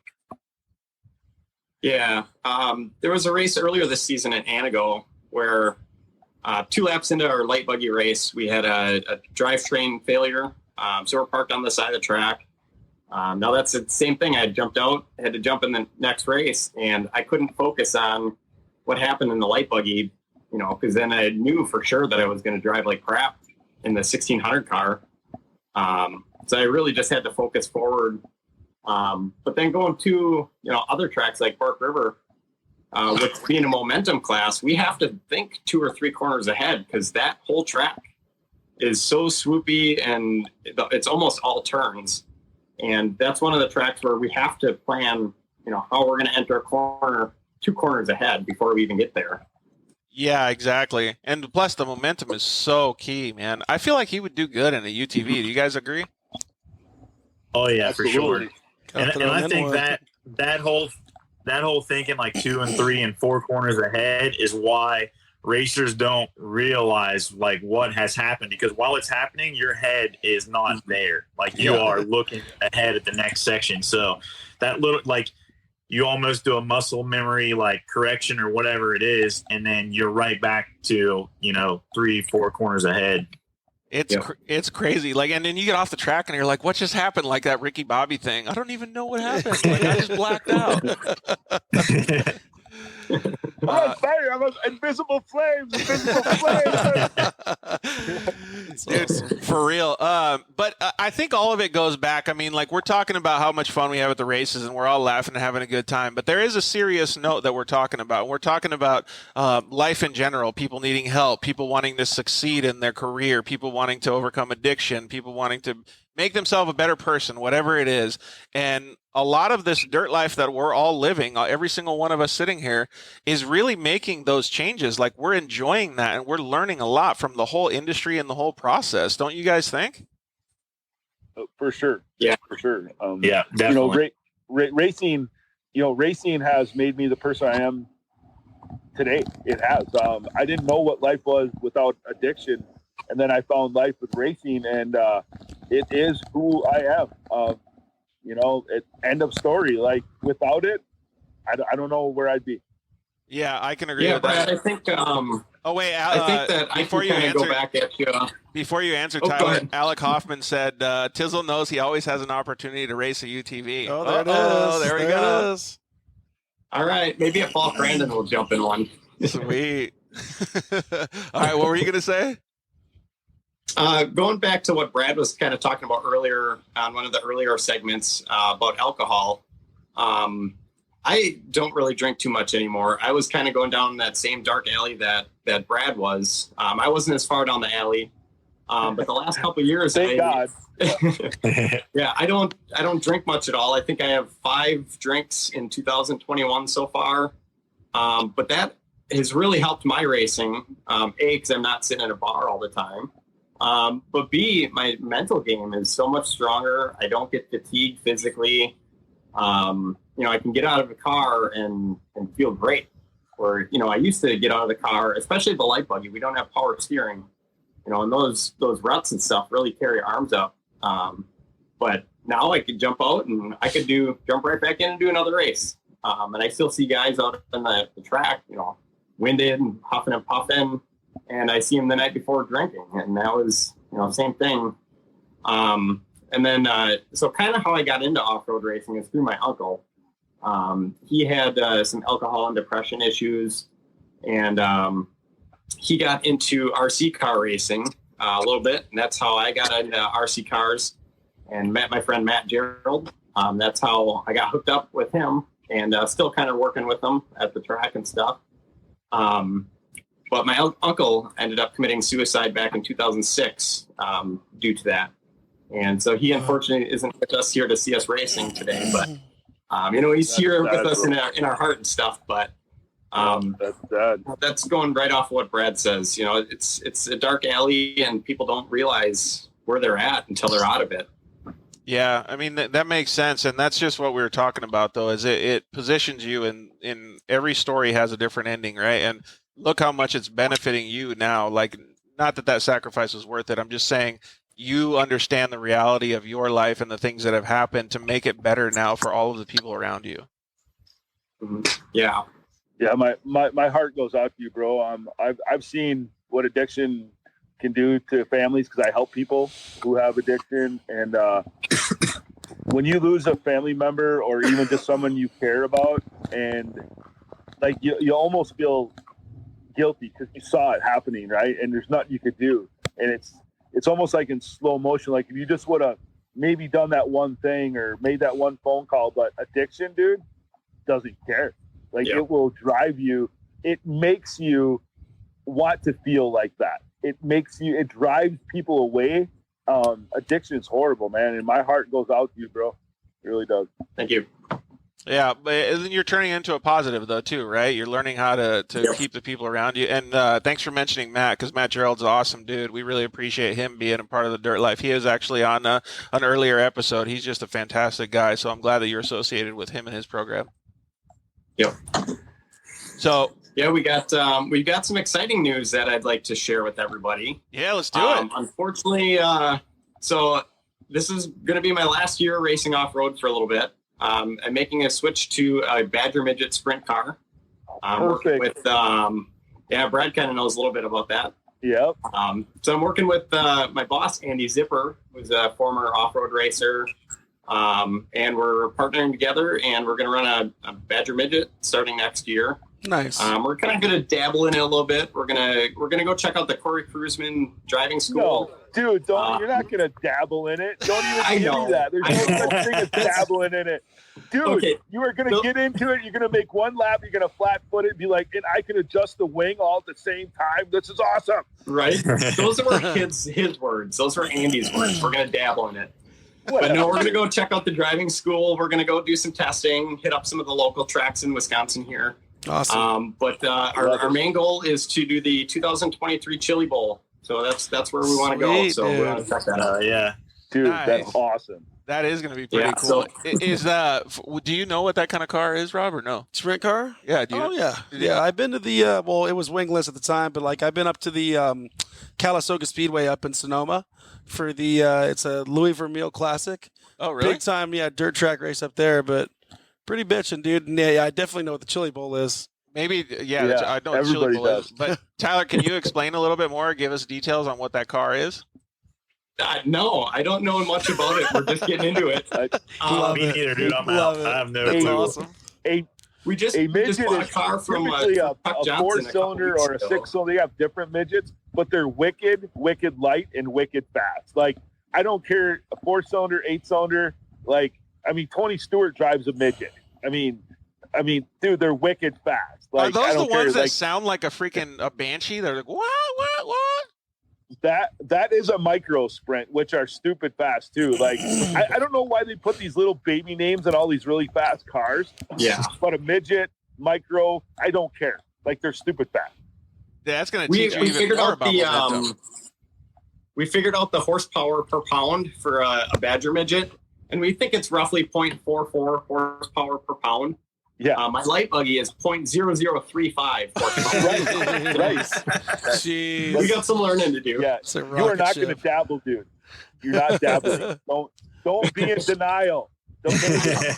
No denial. Hey, you're going to get in. You're going to love it. You're going to flat foot it, and you're going to fall in love, dude. So Brad, since Travis and I have zero idea about this circle track stuff, what's one piece of advice that you can give Tyler right now? Don't lift. Send it. Okay. Ever. So Travis already knows that. You didn't have to tell him twice. He's not going to lift no matter what he drives. But I'm not talking about racing as much as I am life. You guys need to go forward in life, and the more it scares you, the more it's you're supposed to do it. And that's everything. Just go for it, because like Travis said earlier, the regret hurts more than the failure. Yeah. I could agree with that 100%. We actually got you want to read that comment for us? Oh, yeah. It just says it's Marty on Wheels says, been a great show. FYI, watercross racing is happening this coming weekend at Lake Linden, Michigan. Well, thanks for the shout out with watercrossing. The only dude isn't Brad the only guy that's done ice racing in this, in the room in the conversation right now? Yep. He's the guy, dude. We were supposed to do the Iceman 500, but there's no way we'd ever finish without blowing a belt. So why even go? No,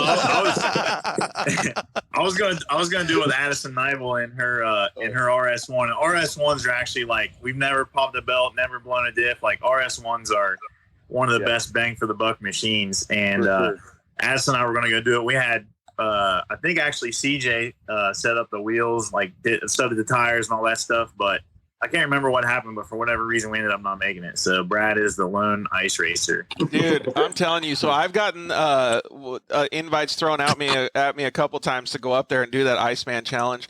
And the first thing I said was, dude, I'm from Arizona. Yeah. I wouldn't even make it out of the car. It's nuts, like, dude. you give me a rental car to get there, I would probably just keep the heater on and turn back and go to the airport. Like,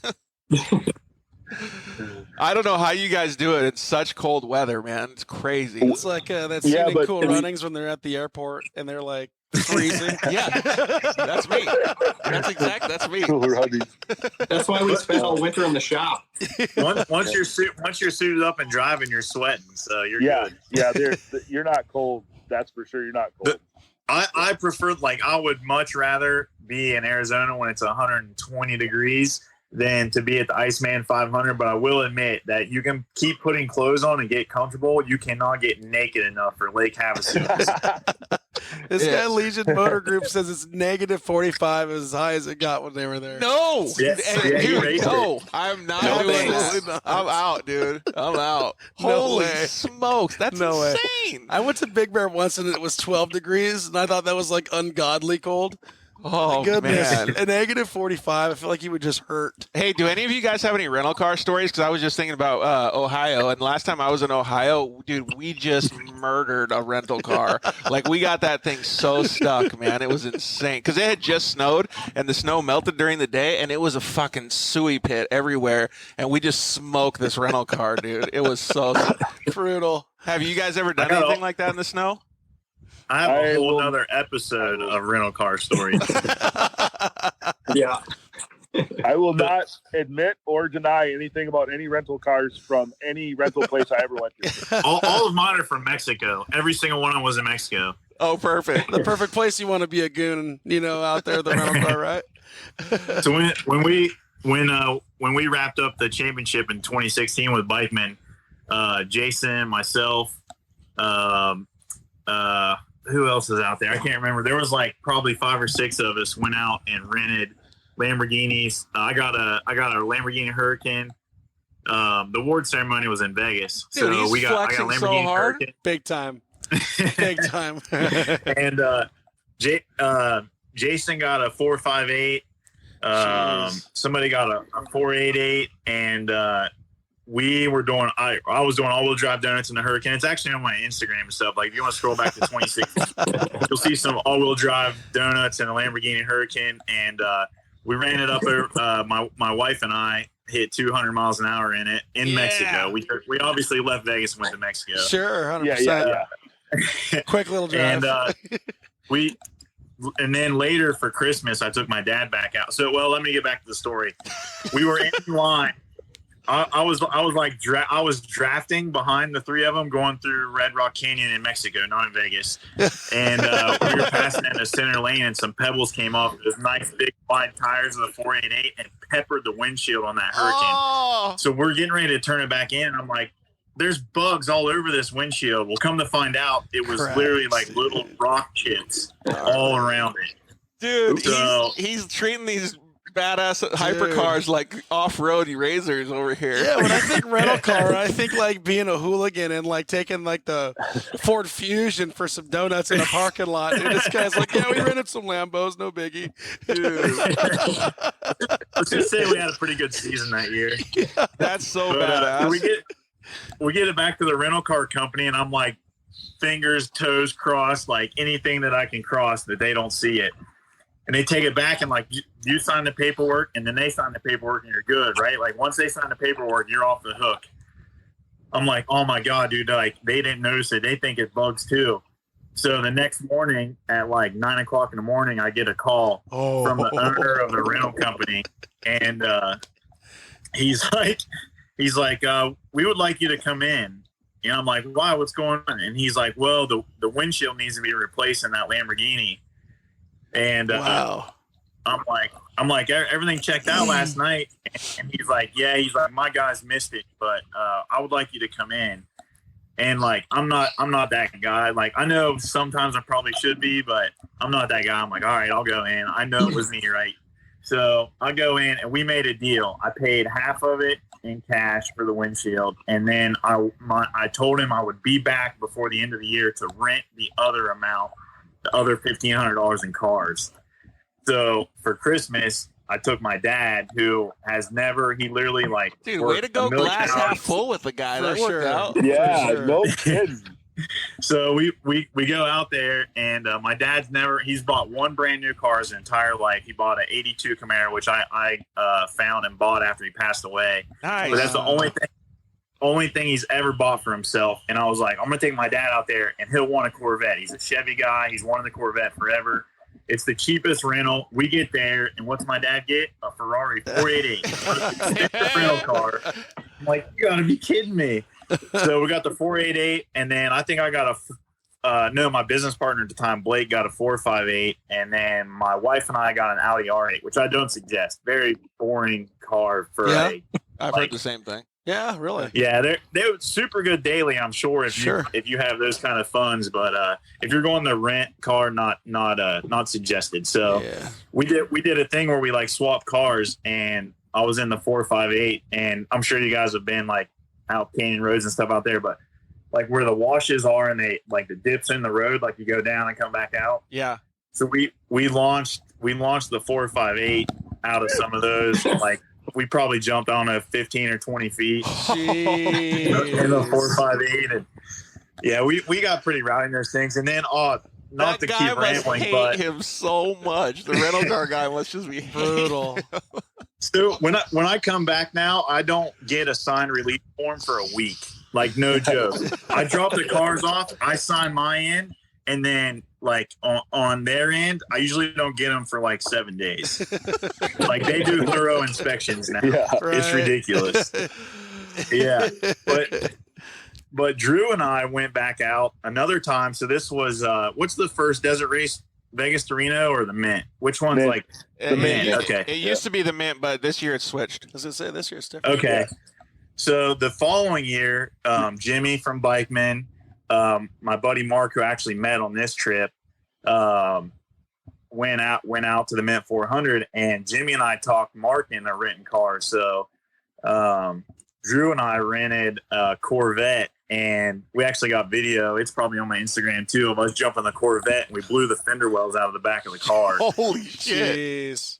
So there's just fender wells hanging out of the back of this literally brand new Corvette. I think it had like 27 miles on it. Jeez. That's perfect. And, perfect time to break it in. Yeah. Yeah. I mean. So Drew and I are like, oh my God, dude, like I'm for sure getting busted this time. Like there's no way to hide it. And so we're like looking around, like how can we fix it? And I look at Drew and I'm like, dude, just rip them out. So we ripped the fender wells out, and it looks like a brand new car. Yeah, perfect. So we just bitching. Yeah, and we took it back, and I mean, it took a while to get the release form, but they sent me the release form, like good to go. Yes, that's awesome. Well played. And like Drew's videoing it, and like you see me jump the Corvette, and then he turns around, and there's like a cross where like someone had died there, like probably driving too fast or doing something. Too rowdy. Driving a rental car over good there. thing he's got a spotter though. That's good for sure. Yeah, we had a spot. We actually, like, I know it does sound crazy, but we found a dead end road that we go to every single time, and we buzz out the road and make sure like no one's on it, no one's camping or anything like that. Right. And then we go back to the end, and we only race towards the dead end, so there's no way anybody can get on that road. So like, even though it does sound crazy, we try to have a little bit of common sense about it. We basically have the whole road to ourselves. It sounds like we need to get rent a couple of these hypercars and take them out to Glamis one of these days. Oh man! Oh my God! Oh man! Dude, it's the best bang for the, and it's way cheaper than racing. Way cheaper. Oh, that's perfect. So instead of going to the races, we just spend our money on the weekends doing this. Sure, you bet. Yeah. Hotel rooms in Vegas are like $50, and I think the most expensive rental car is like $800 for 4 hours. That's the most expensive one. So Brad, you can get them for like $300 for 4 hours. Brad, it sounds like hanging out with this dude might be a good time on the weekends. It definitely is. There's no doubt. I hung out with him a lot. It's like I said, because of what the lawyers make me sign, I'm not allowed to say anything about it. You know what the most fucked up part about this whole thing is, since we're talking about addiction and sobriety, he's never had a sip of alcohol. Yeah. That's fucking That's crazy, wild, man. doing all this crazy stuff, dude. Hey, I would be dead if I did.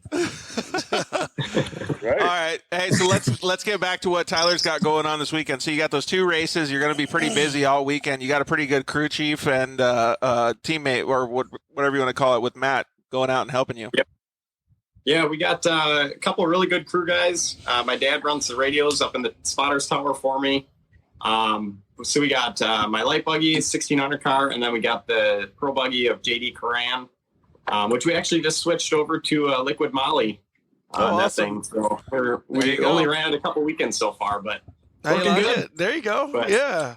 Honestly, send that stuff send that into Blackstone and stuff, dude, and DM us. I run the social media account. I always love getting that kind of information and data. Heck yeah. Awesome. We could do that. Yeah. Yeah. But yeah, other than that, we just stay busy. We're in the pits all the time. You know, if any fans are always walking around, more than welcome to stop by, check out our cars.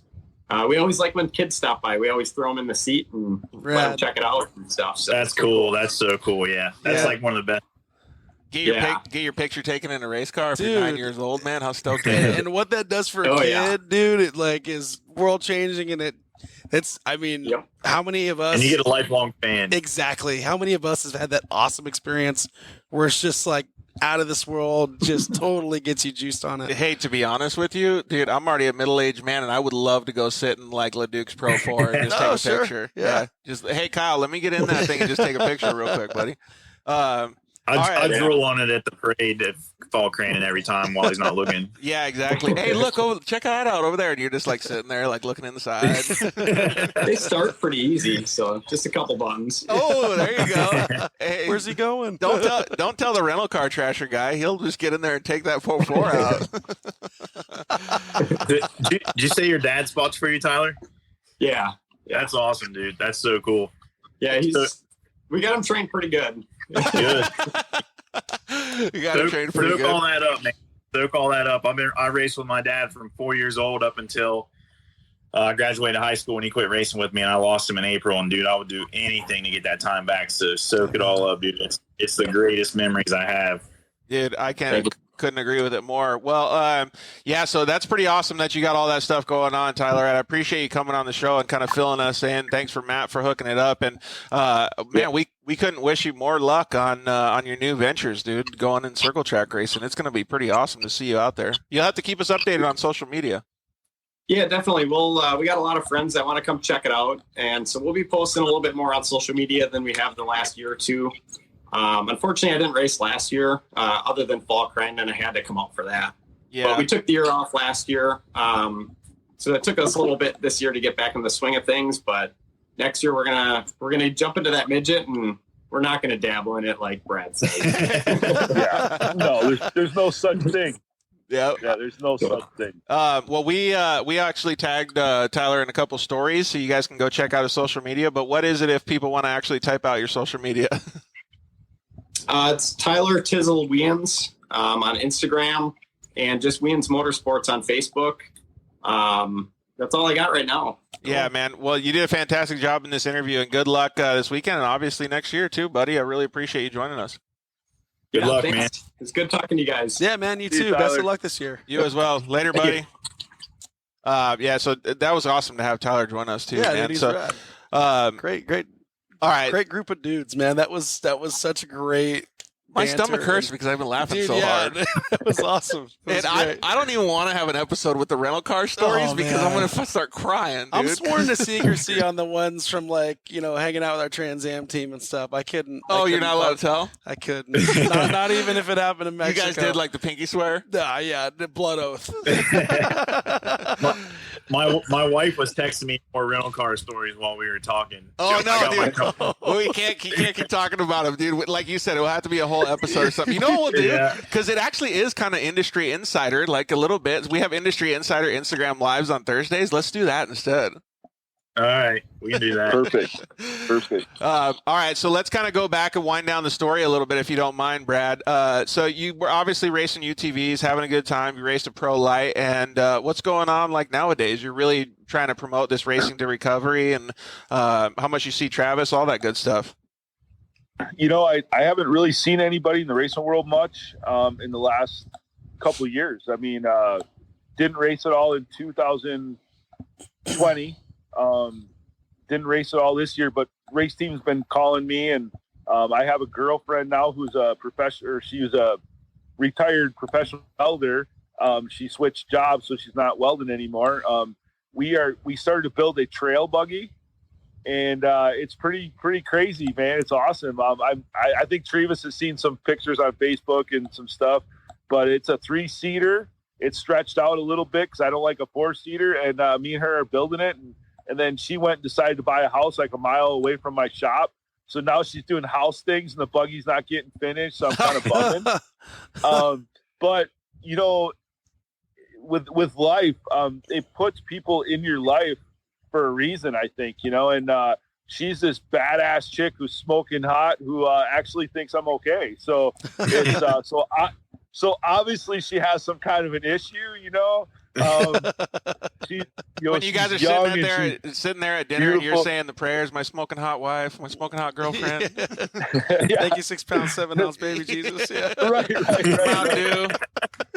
You know, and so my life has taken kind of a turn. You know, I'm not racing. I had to sell all of my racing stuff to get out of this thing that COVID had a lot to do with. You know, when we were racing the pro light the first year, we did okay.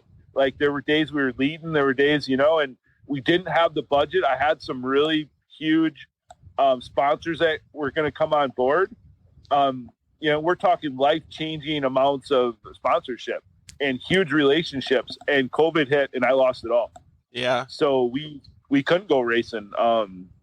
You know, so I'm still continue to help people. We couldn't do speaking events. I do speaking events at high schools and colleges and junior highs and grade schools about addiction, about what it does, and how not to hate your parents because they have an addiction, but you can hate addiction. You know, you can hate the fact that they have a disease, you know, and that all ended. And I had to kind of start over. So we are trying to get back on our feet here. And I do want to go racing. I'm going to go racing.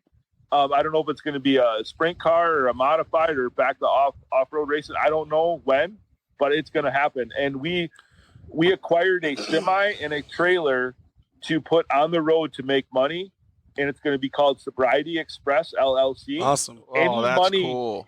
Yeah, like it's paid for. It's sitting. It's at a shop right now getting DOT'd. We're looking for a company to lease onto. We're going to flatbed. I'm going to do it on the weekends. We're going to find somebody who wants to run one load a month or whatever, some retired guy. Any money that truck makes will 100% go to helping people in recovery. That's so cool. Yeah, Frank Zavala said, support it. Like, that's such a cool thing, man. Thanks for chiming in too, Frank. Really appreciate it. See, I can't say enough about the community in general. Like, Brad is his own individual, right? And I really appreciate what he's doing, but the drive that he gets from racing, he's focusing on all about helping people. Right. Like, he saw what he went through, and, you know, like, and even Travis too, he's building cars for other people. He's a racer himself. Brad's a racer himself, but they're doing stuff for other people. Yeah. It's so freaking cool. Yeah, it's definitely awesome work. I will commend him though. You guys let it go through the cracks, dude. The guy's a genius. What do you mean? You cut down on operating costs, man. You date a welder. Dude, the guy's a genius. All these kids who want to start a race program, but they're worried about money, just go find yourself a smoking hot ex-welder. Yeah, everybody's looking for sugar mamas. Yeah. Just get a welder. There it is. Yeah, saves them a bundle. I give her a hard time. The other day, I was actually complaining about her using my TIG welding helmet to MIG weld with, and then I kind of laughed at myself. I'm like, what guy would complain about that? What guy, like, and I'm like almost upset about it. I'm like, whoa, wait a minute, man. Okay. I guess that's okay. He checked himself so hard. Yeah. Oh, that's so awesome. rough. You Hey, know? Don Haugen just commented in and said, Travis, can you believe George has never been to Crandon? Hey, don't kick me in the nuts, dude. I really want to go. I was actually planning with Matt, the guy that referred Tyler over to come on the show today. I actually had like a room basically reserved at his house for the Dirt Life to go up there, but I have some stuff that I had to get pulled into here in Southern California for the September Crandon. So I will try as hard as I can to be up there one of these days. That's for sure. Don Haugen also said, how can they help, Brad? They're willing to help you guys out with the program that you guys are starting. Is there a place to donate to the cause? There is. You can go to Patreon /racing.com, and I have an account set up there. You can definitely help out. But to be honest with you, you know what helps the most? Just letting people know my story. That helps most, because when they hear that I struggle with addiction in a childhood that wasn't perfect, not that any of us do have a perfect childhood, but that I overcame it. Right. To share my story with other people means more than any amount of sponsorship or money can ever do, because that might inspire the next great person to do something awesome to help out tens and thousands of people. But we are looking for dedicated routes for the semi. So, anybody who needs some loads hauled, let us know, Yeah, that's actually good. So there is 3 things that you can do. You can obviously donate to the cause with just some sort of monetary donation, but you can also donate resources. Like if you know somebody who needs something hauled and the semi's going that way. And clearly Don, and you probably know who they are, Brad and Travis does too. Like they're a fantastic family all together. So they do spread the word and spread the love as far as racing goes. They're a massive racing family, and we love that they're here to support you guys in the program as well. Appreciate it. All right. Yeah, that's one of the nicest racing families you'll come across. There's no doubt. So a couple other things that I wanted to talk about before we Val didn't seem like he had very good internet connection and wasn't able to join us. I would like to see if we can get some of your guys' opinion. I have 3 coil packs here, or coils that are from a Yamaha YXZ. I'm holding them in front of the GoPro camera here on Instagram. You may not be able to see them that well, but these things were super, super good for our YXZ racing program. And maybe let's let Travis explain it a little bit here. What do these coil packs do when you put them in your vehicle? So I ran them in the RS1, and actually ran my 2018 season was pretty well funded by Energycoil, and we did a lot of testing. And so Val called me up. I'm going to make a short story long, like I'm good at. But Val called me up, and they were basically, I later found out he was interviewing me to build a car for Ben Knight to race Champ in 2018. Well, that was when Lucas took over and all the pro mod rules got crazy there for a little while. And we basically built a chassis, and then it sat, nothing done to it. And Ben's like, what should we do? And I'm like, well, we can build an RS1 for pretty cheap and then wait and see what happens with the pro mod class. So we built this RS1, and then Ben's like, you know what? I think it'd be better if you drive it. I'm like, all right, sweet, dude. The guy that goes full wood and rental cars and everything. No. Yeah, I don't know if you've seen his record yet. So I said, I'm all on board. Like, I'll drive the car, but I will tell you, I will not sell a product to my customers or promote a product that I do not believe in. So until I use these and I see the proof in the pudding, you won't see them on my website. I will not be fake. Right. Push them on social media. Like, that's just not me, because as soon as I do one bad product, then no one's going to believe in these other companies that have been behind me since the start of my career. Fact. Yeah. And they were like, perfect. Like, that's exactly what we want. So we go, my grandpa passed away, so I missed round 1, and I didn't get a chance to drive the car before it had the coils and all that stuff on it. Well, at the time, we were also testing different batteries that eventually evolved into the Energycoil competition battery now that has the plug to do direct switch power to those coils. Yep. Well, the very first variation of it, I forgot to tell them that we were running a different power steering unit that required more power from the battery, and it wasn't sized correctly to our car. So we had an electrical issue. So basically, to figure this out, we took the whole car back to stock. So we took the coils out, we took the tune out, like everything went back to stock. The whole car, performance wise, was stock, and we started adding stuff back one at a time, and eventually we found out it was the battery. So we doubled up the batteries. That solved our issue. But what I did find out by putting everything back in one at a time, we did the ECU, and I was like, man, this thing doesn't feel that fast. Like even with the tune in it, it just doesn't feel that good. Then we put the coils on with the coil pack or with the direct switch power. And I went out on the track and I came back in. I looked at Ben and I said, you have a salesman. Like the stuff is going on the website.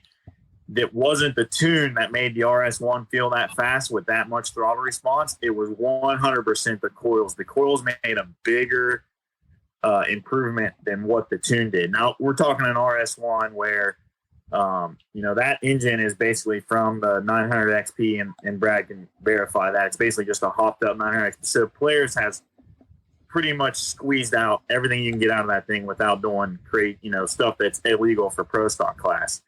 So there was a bigger gain from the coils than a tune on a stock, completely pro stock legal RS1. It was insane. I could not believe it. And like, I've been a believer since. Yeah. So, and go ahead, Brad. Well, the really cool thing was I was actually kind of part of that testing deal too.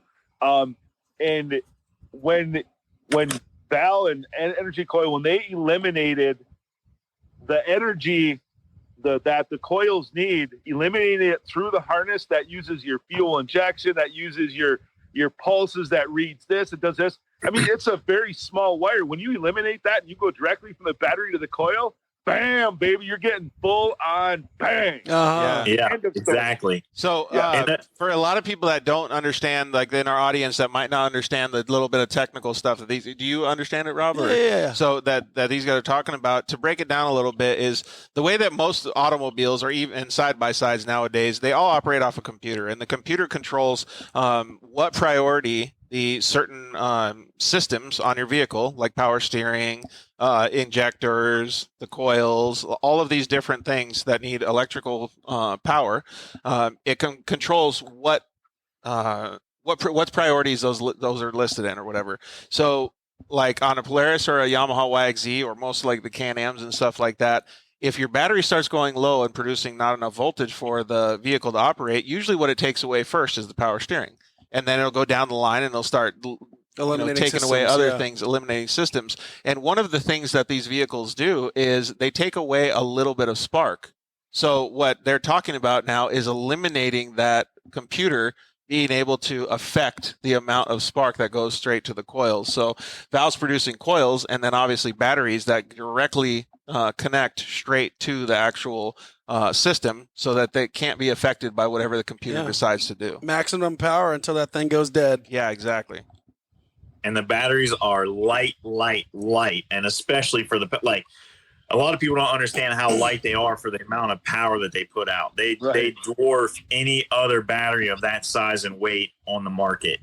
Just the battery alone is incredible. And then when you do direct switch power to the coils, it's a game changer, especially if you're doing like dead engine start. Like it doesn't even feel like you get the key turned and the thing is lit. It's running. Yeah, it starts itself. Actually, basically, you only have to look at the key and it starts. Just blow on it. It feels like. It is pretty cool though, and I can attest to Val himself as a person. Like he's a guy that likes to be behind the scenes. He produces fantastic products and stuff. But he was part of my program starting in 2017, and since then he's been a good friend. And I just love people like that in the industry. I mean, we've talked about it all show. Like that's the people you want on your team, and he doesn't sponsor the show or anything, but I'm happy to give him the opportunity to sell more products because I think he's already got a fantastic way of working with the industry and giving back, man. It's sweet. Well, and he brings. Yeah. Well, if you don't like his product, tell him. Yeah. You obviously hooked it up wrong. Yeah. I thought we were going to get a Ricky Bobby clip. If you don't chew big red gum, then F you.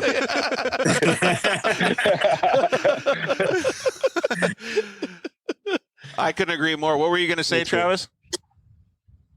No, Honestly, now I don't remember. Well, I paused and now I lost my train of thought. Sorry, bro. No, you're good. You're good. I When keep you interrupting. started talking about the RS1, it kind of got me triggered because I didn't get to run any of the coil packs or anything in the RS1 that I did. But dude, that's one of the awesomest vehicles on the planet, dude. I love those things.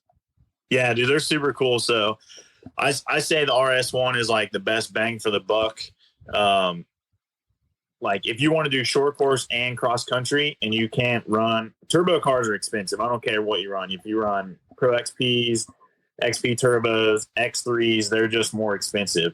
The Pro stock and an RS1, and even like to go do, some sort of cross country racing with them, they're awesome. And then we actually dual purpose that car in 2018. That's why it wasn't like a full blown short course car like you see a lot of RS1s now. Because we dual purposed it. Ben ran GNCC with it, and then I raced at at the time it was Lucas off road. So they're definitely a good bang for the buck car. Same with like the new Honda Town. It's a good bang for the buck car for the woods. Not a real great short course car, but yeah, I love that like turbo drivetrain with NA power. And we ran, like I said, we never blew a belt all of 2018, never had any issues we had in the turbo cars.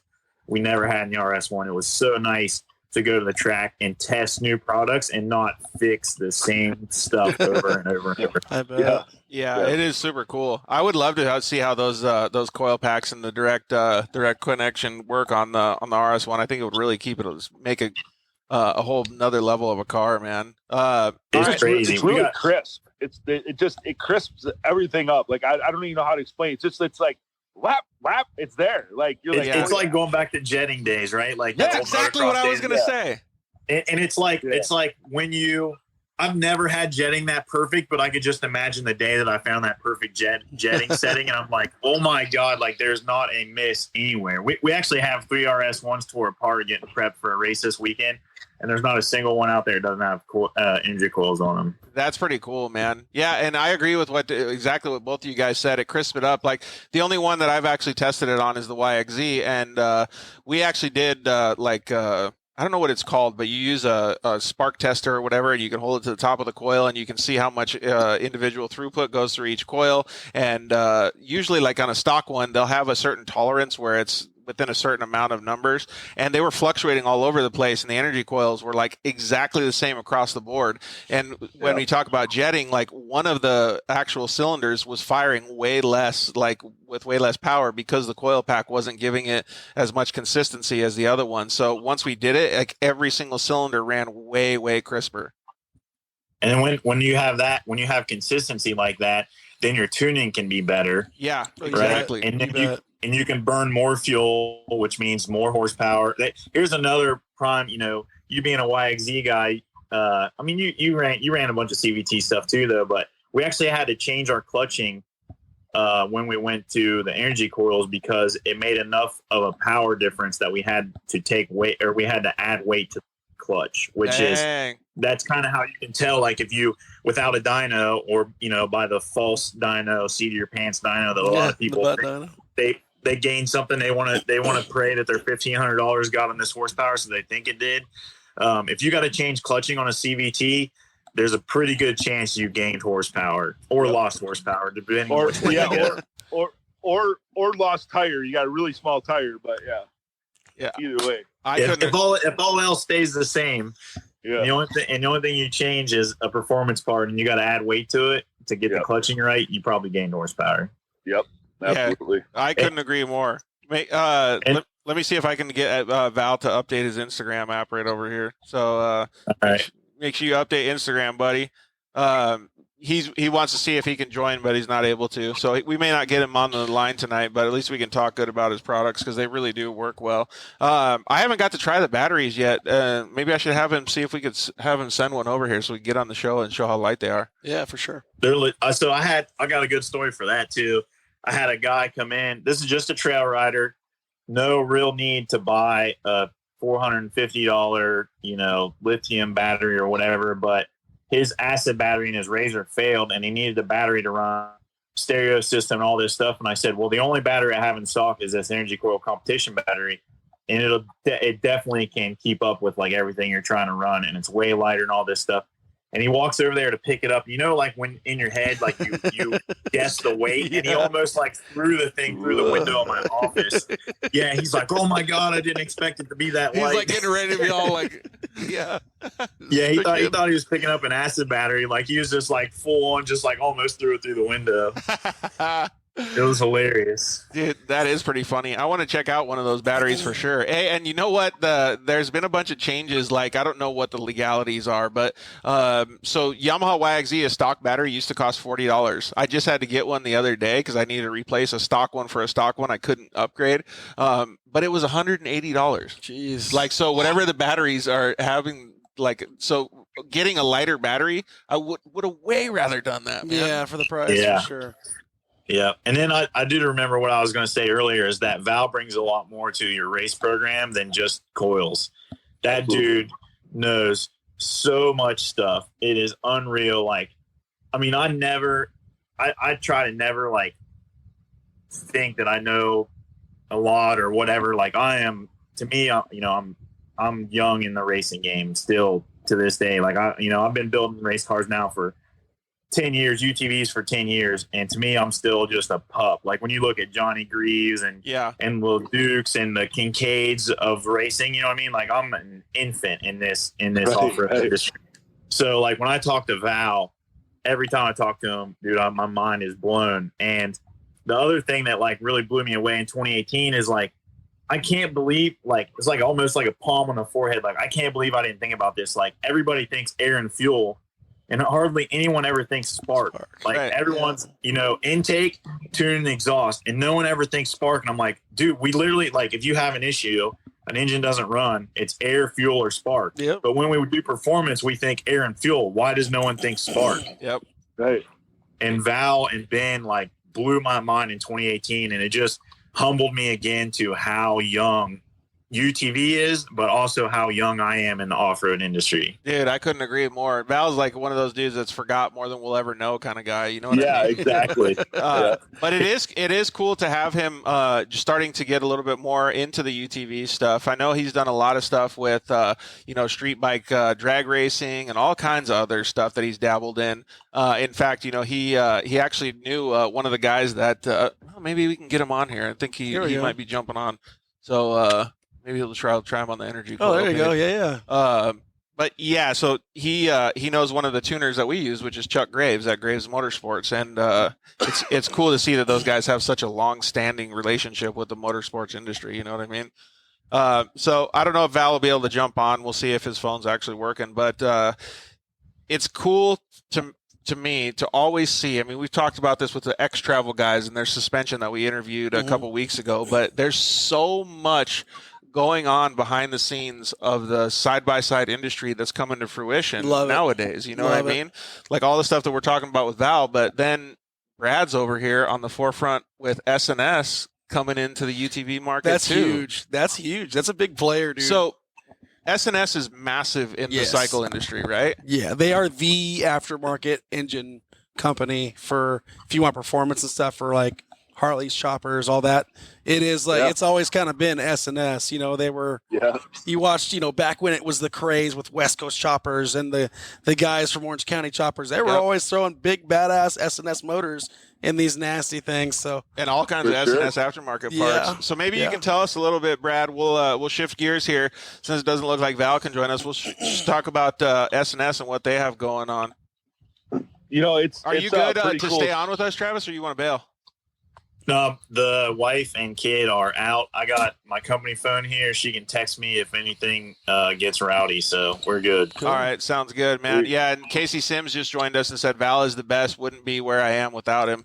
I can attest to that. Hey, you guys want to know a funny story? Yeah. Val's the one that suggested, don't start a podcast with a desk, you idiot. Start it with a couch or chairs. Ah, that's pretty cool. Boom. Look what we got here. Boom. And the rest is history, dude. That's awesome. Brad and I here uncomfortable when you guys are just chilling. Hey, we're just maxing I got a big crease in my arm. Get a little recliner next time. Watch. So what's going on at S&S, Brad? It's like I said, they hired me in 2018. I started February of 2019, And I left Polaris on really good terms. I stayed there for, I think, 3 or 4 months. I think you might have your phone on the volume again, or on the speaker again. I don't, but I must have something else going on. There you go. I can hear you, but we can hear you better now. Oh, you know what it is? It's the fan from my computer. My computer's standing right there. Hey. So what's going on with SNS then? Oh, so SNS hired me in 2018. I started to work here in 2019. And they had everything all set up when I started here. Like, they had a dyno room, dynos, computers, data recording stuff. And I jumped in heads first and started just going at it. We got our PowerTune XDO muffler that's out right now. It's selling like crazy. Everybody loves it. And SNS is one of those companies that they're about performance. Oh yeah. They're not going to make something just because it looks cool or because it's going to make a difference. And that's what I love about this place is everybody here is about performance. They're not going to just put a sticker on something just because their name is good. They're going to put a product that's fast and then put their sticker on it.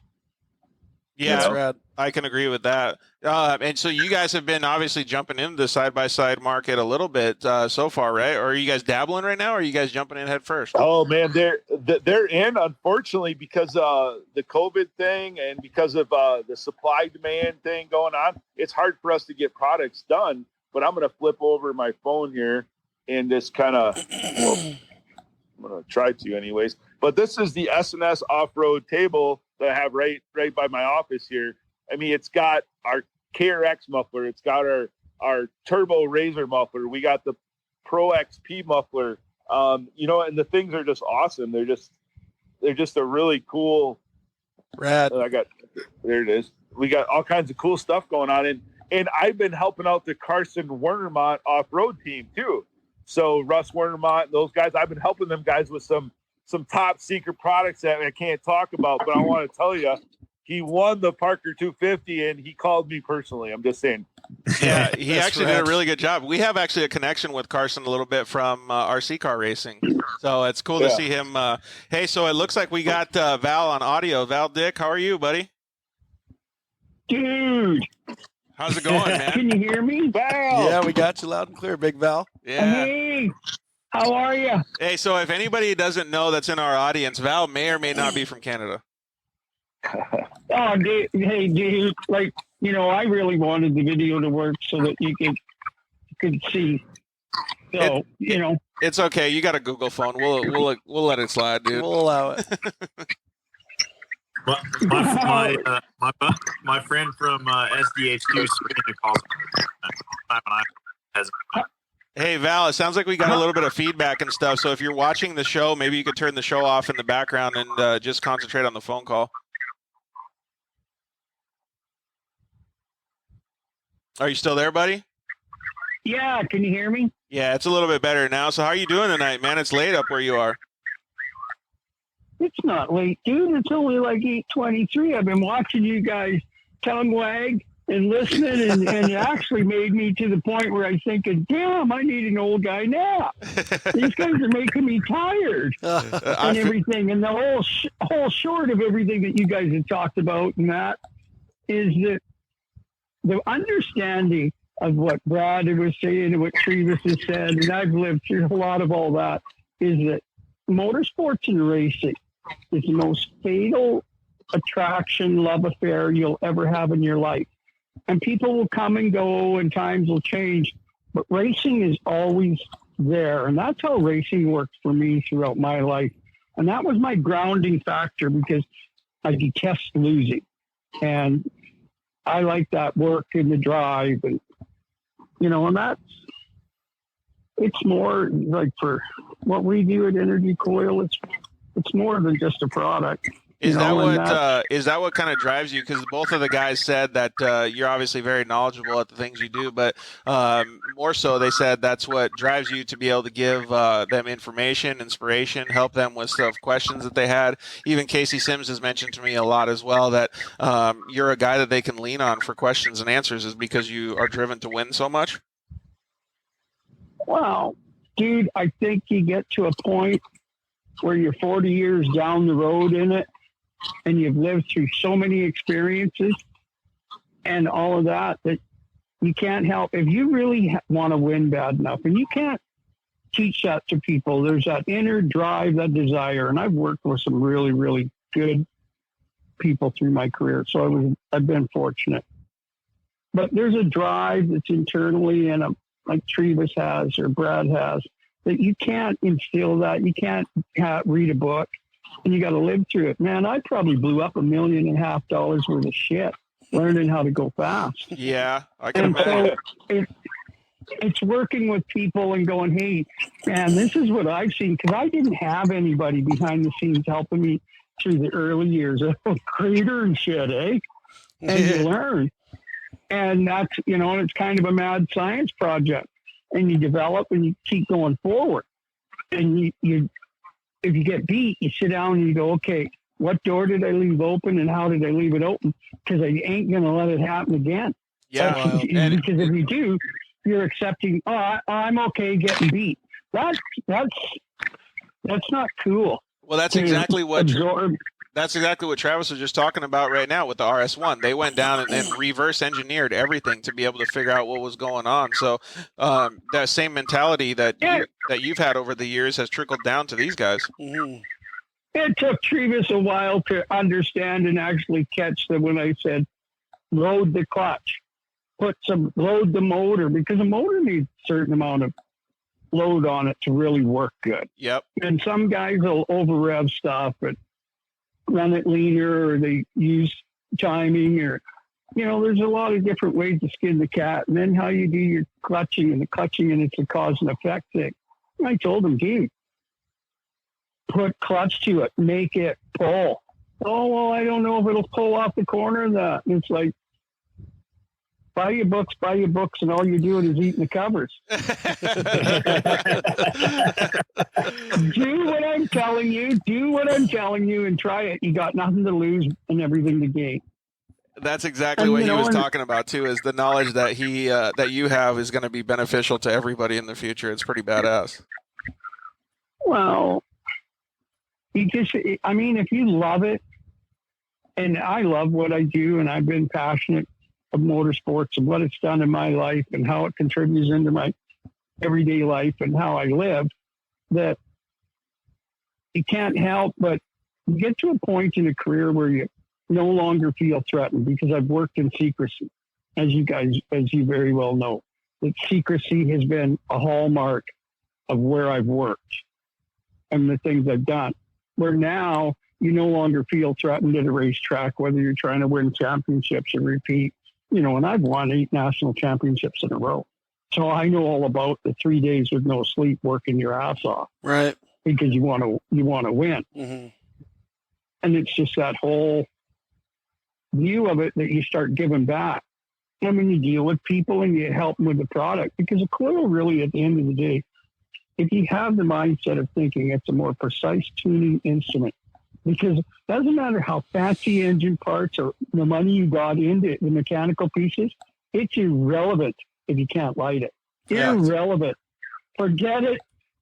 Go over to the beer cooler, and she's going to be an old Milwaukee night. Hey, Brad, what's the relevance of a cigarette if you can't light it, right?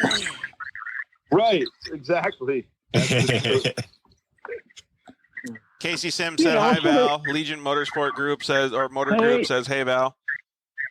Hey, and it's just, I think that when you talk with a guy and you understand where he's coming from, and you get him to tell you what he's working with, and then you know where his mind's at, and then you talk to him, you don't go above or below, and you just kind of work with him. And it's the gains that it takes 100 pennies to make $1. So the gains you gain, as you gain them, it becomes knowledge blocks. Yep. And you keep building these knowledge blocks as you go along.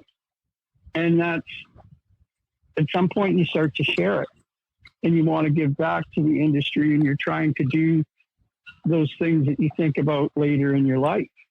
As you start looking at 60 years old and going, holy cow, Wonder how many miles I did in a box van.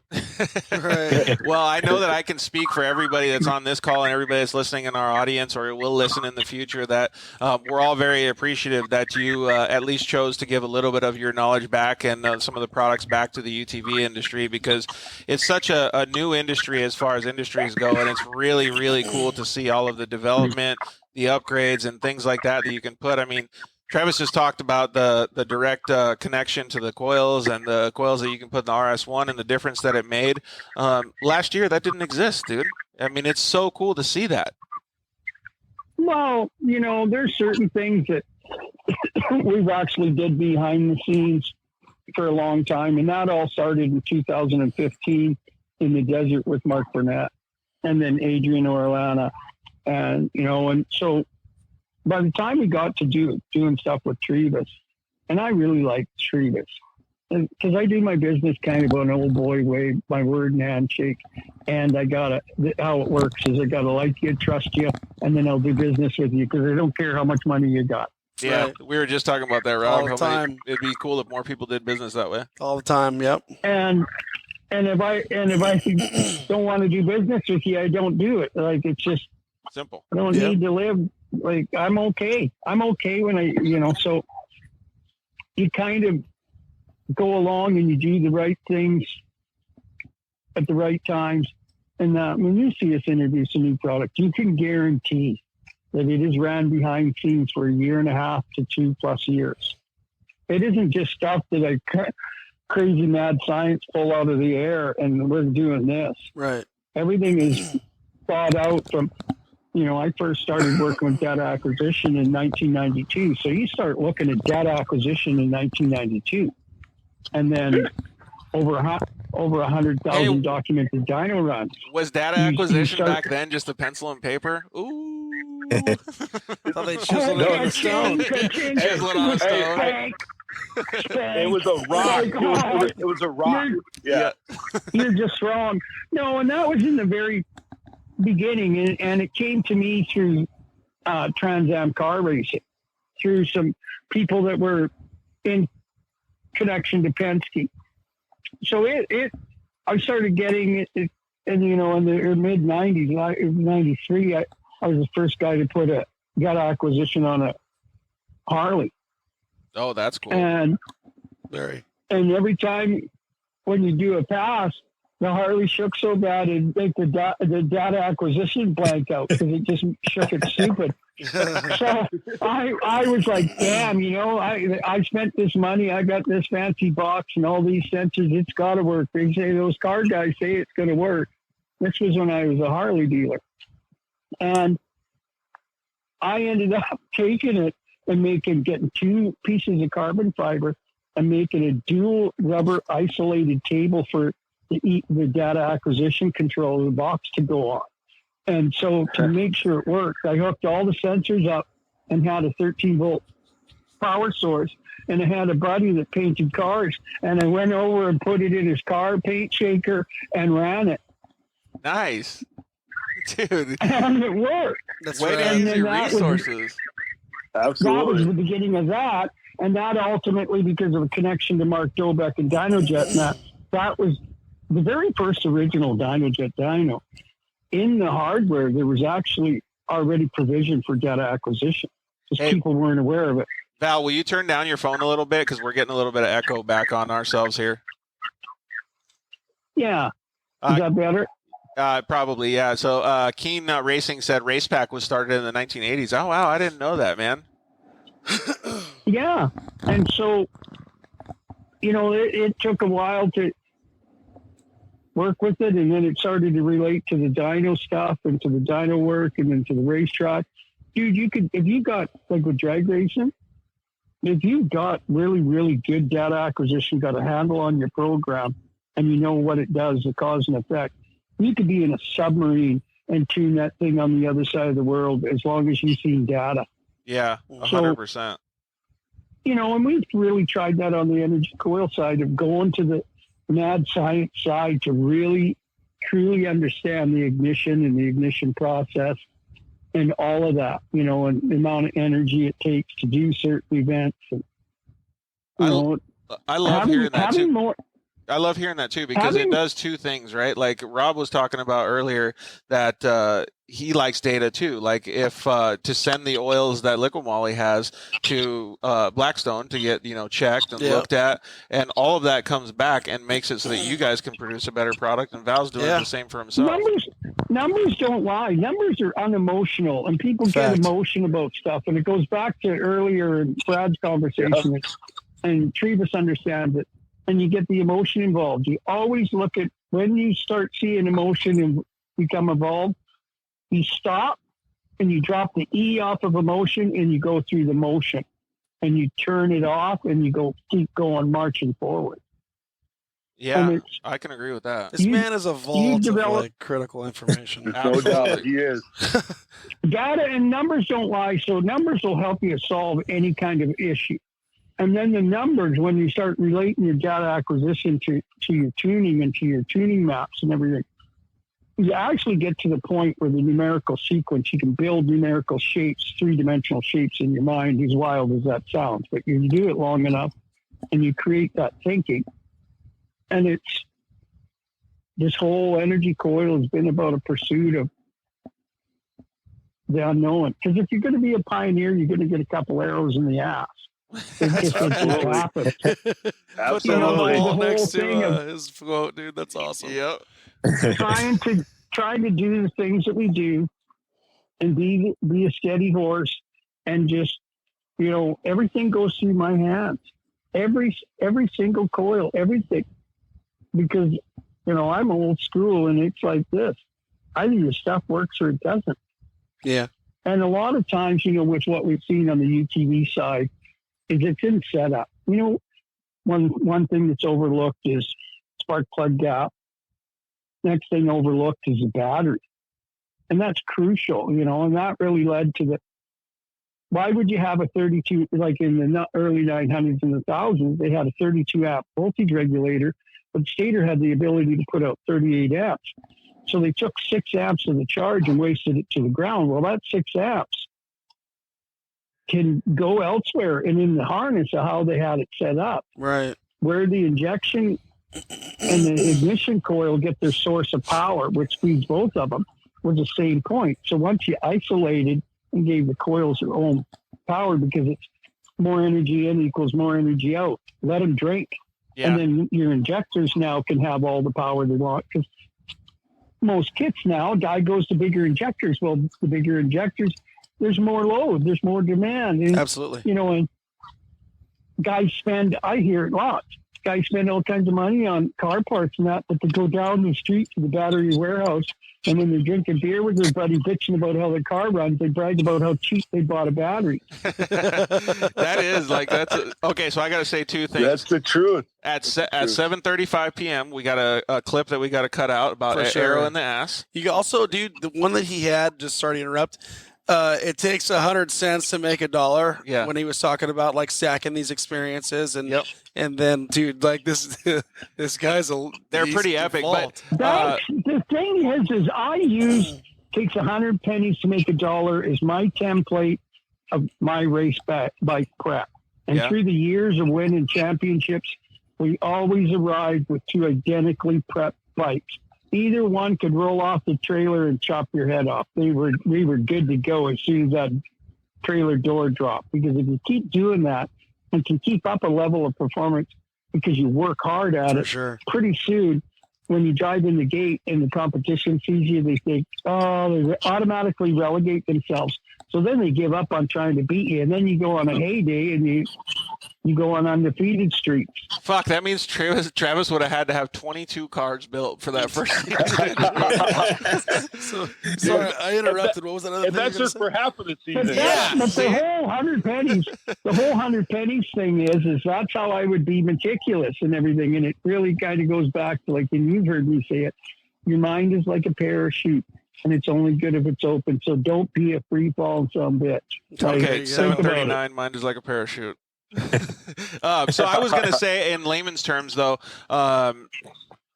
has everybody has a cell phone now, right? Yeah. When your cell phone gets to like 20% or 10% and the battery starts dying, it starts cutting resources and your phone Yes. gets slow. Low battery mode. And Yeah. that's the only way that I can, like, some of our fans won't know a lot of the technical stuff that Val is talking about, but that's what your car does when your voltage is not high enough to be able to feed the car what it needs. Oh, Your car slows down. Your dwell charge or your coil slows down, so you're not putting in as much energy. And what saves the stock OEM stuff, like the Polaris with the coil wires, is there's enough resistance in the wire to kind of bottleneck it to make it create additional force that tries to drive up the amperage.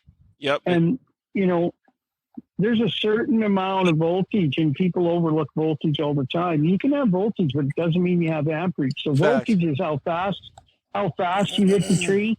Amperage is how hard you hit the tree. So you want to hit shit hard, like hard. And that's where the higher cranking amp, that's really what led us to the battery that Trevis used. And we ran them parallel. So we were 2,400 cranking volts and 40 amp hours. Whoa. I like it. And you let the baby drink. And, you know, that's the exact same combination that Adrian Orlando runs in his Baja car, and the same on the full spectrum side that builds the batteries with it. Mark Burnett runs that dual package in his Baja cars, the monster cars. Yeah. So this is, you know, people see our batteries and they don't realize that we went to great lengths of testing, and Ben Knight was doing stuff with full spectrum at the time that we developed with Trevis. So Trevis was ahead of the curve of the things that we were doing. And then we played with voltage manipulation, and we did some wild shit. That's and pretty freaking Trevis cool. had that ability to always get on the phone with me and give me the input of, you know, how did it feel? Was it carrying? Where was it wanting to come out of the corner? How did it feel? Did you have to chase the engine into the corner with your foot, or could you pick it up? And just when you understand all these things, it's easier to communicate with the guy driving it. Right. So Trevis was killer that way of giving me input, and then Ben would enact the changes, or, you know, I mean, zoned in on, you know, it was a program that started in 2015, as I previously said, and it started with Mark Burnett when he was still with Polaris.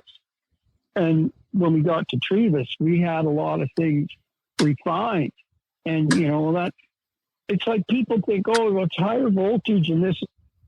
A coil, you can have a stock coil, you know, like let's say in a Hayabusa, a stock Hayabusa coil and an Energycoil. And one can have the ability to stock is 30,000 volts, and an Energycoil is upwards of 40,000 volts. But a coil is only going to create and develop the amount of energy it needs to ionize, jump the gap, and create the spark. Right. What changes then that voltage? So let's say you got a gap in your spark plug that takes 5,000 volts to ionize and jump.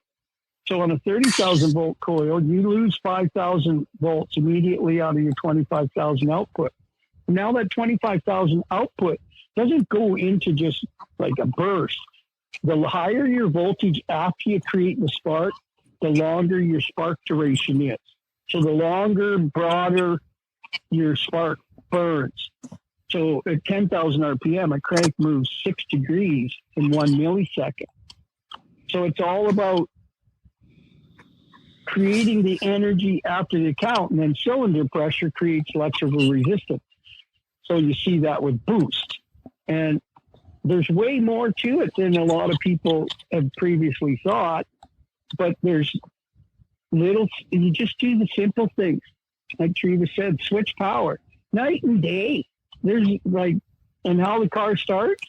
The first time we did it, you see at the UTV World Championships, I forget what year that was, where you see the Wolfpack cars were like 2 cars ahead on the short course start. Hey, I beat Jeremy that year. I hole shot him into the first corner that year. And only by like 3 feet, because he tried to take me off the track because he was so close. the thing is the benefits, but, you know, having strong voltage and capacity for the amperage and everything. And then you get the guys that are making performance, making power, 30 pounds of boost and sand paddle tires, but they got a big ass stereo in it. And they wonder why after an hour and a half of running in the dunes, the car starts running shittier. Yeah. Dude, they got all the chicks in their car though. They got the, have the stereo for the chicks, man. Right. I mean, that's, Well, then you should pull over and make a little bit of snow monsters or sand monsters. In the mountains, there's snow monsters. You make sand monsters. hey, Val's serious about his power over here, dude. Yeah, he is. Yeah, he is. That's legit, dude. Tell all the Funko guys and the guys getting their stuff custom built that this is the way, dude. Yep. It's either think about this, okay?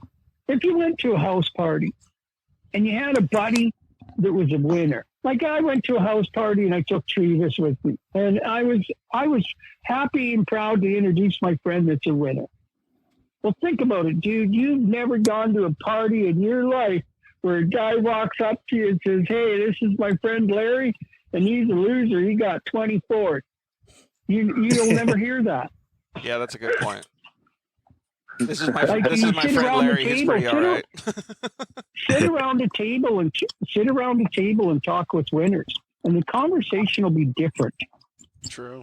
because winners Absolutely. think differently, and it's kind of a whole breeding ground of putting yourself around good people, and that's what like recovery is. And dude, I've dealt with my demons, and Brad and I totally relate. And he knows where I come from and everything, but you kind of work along and roll along with it. And if you're going to do something, well, be all in. Like, it's like when you're young and you do gnarly shit and think, "Oh man, I sure hope I don't chow." And that's post, "Oh, I think you got a concussion. Let's take you to the hospital." That was in the day where it was like, "Get up, shake it up, Buttercup." Walk it off.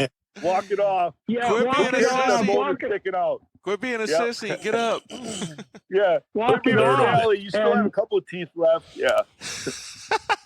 And I think for me, like how long I've been doing things and in the pursuit of just going fast and everything, I still enjoy it. I still love helping people win, and when people win and everything. And, I've helped people that had the ability to win, but didn't quite know how to get there.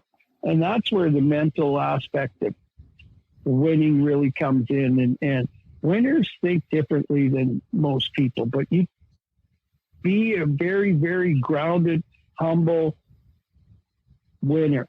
Guy beats you, you're the first guy to shake his hand, but I'm telling you, there's no way on God's green earth you're going to kick my ass twice.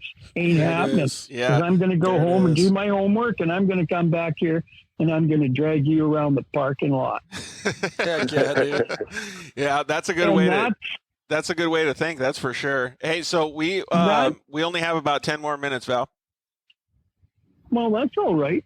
And it's just the same thing like Brad's doing at S&S and that whole development of that program and what Trevis does at Crash Addicts Industries. And there's kind of a cool woven thing of everybody here of where they do their thing in the industry. And, S&S, I originally used S&S products in the 80s and that with the Harleys and through being a Harley dealer. So I was very aware of the company history and that.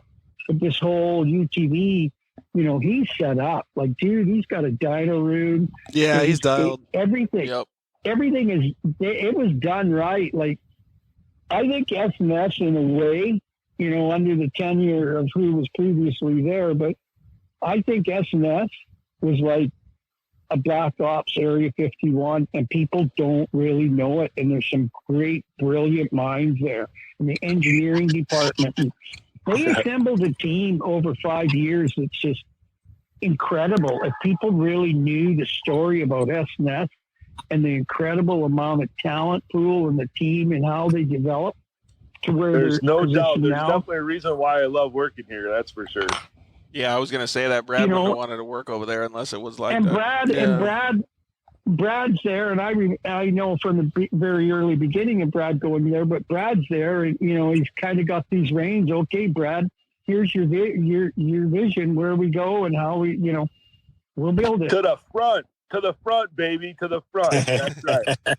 Hey, so We're not just a pretty face. actually, let's talk about that. What's on the next front for Energycoil, Val? Because the iPad's about to die for the Instagram, so we got to go through this rapid fire real quick. So what's next for Energycoil?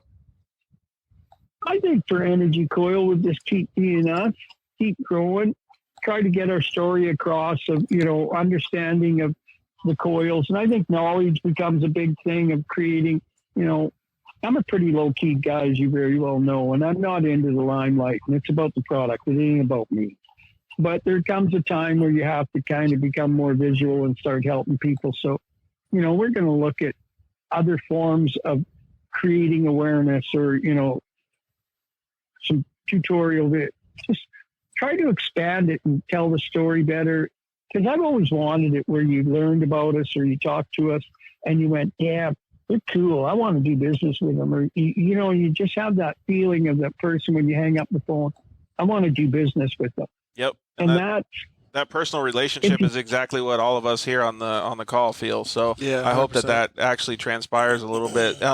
What's the website where people can go look at the products for now? Energycoil.com? yeah, go to energycoil.com and on Instagram, Energycoil Racing. And, we got some new products in the pipeline and some expansion that will be happening over the next 18 months. And so it's, as you very well know, I'm a pretty casual, patient person to the point where some people don't think I care because I'm so calm. But it took a long, long time to get that way. And, I'm having fun. So why do you want to run through a day when you can walk through it and do cool shit? Hey, I don't know. Right. Man. Maybe you got ADD like most of us do. Yeah. Squirrel. Yeah. Yeah. Where's that dad? And go back to when Eddie Murphy was on Saturday Night Live and he was playing Mr. Rogers and they knock on the door and he was talking to the kids and he said, "Can you kids say Mr. Postman?" "Sure you can. Mr. Postman, he's here with my medication so I can stand you little F. And can you say Columbia?" "Sure you can. Mr. Postman has my medication so I can stand you guys from Columbia. Can you say that?" Can you remember when he did that? Oh, man, I think that might have been a little bit before my time, but that sounds hilarious. I got to go find it on YouTube. You find it on YouTube, and it's right around that same time as when he did the Delirious show where he was all in the red leather. I'm going to start teasing people with that, too, next time we go get tacos. For sure. All right, Val, you want to Dude, do... we gotta get the video working next time because I think it'd add to the entertainment factor, as Brad and Trivas very well know. I think Canada just cut off Instagram Live. That's what we're going to blame it on. Well, you know what? They're censoring the internet now. They passed a law in the House of Commons, and it's so. I kind of want that for us. I can definitely see them censoring Val.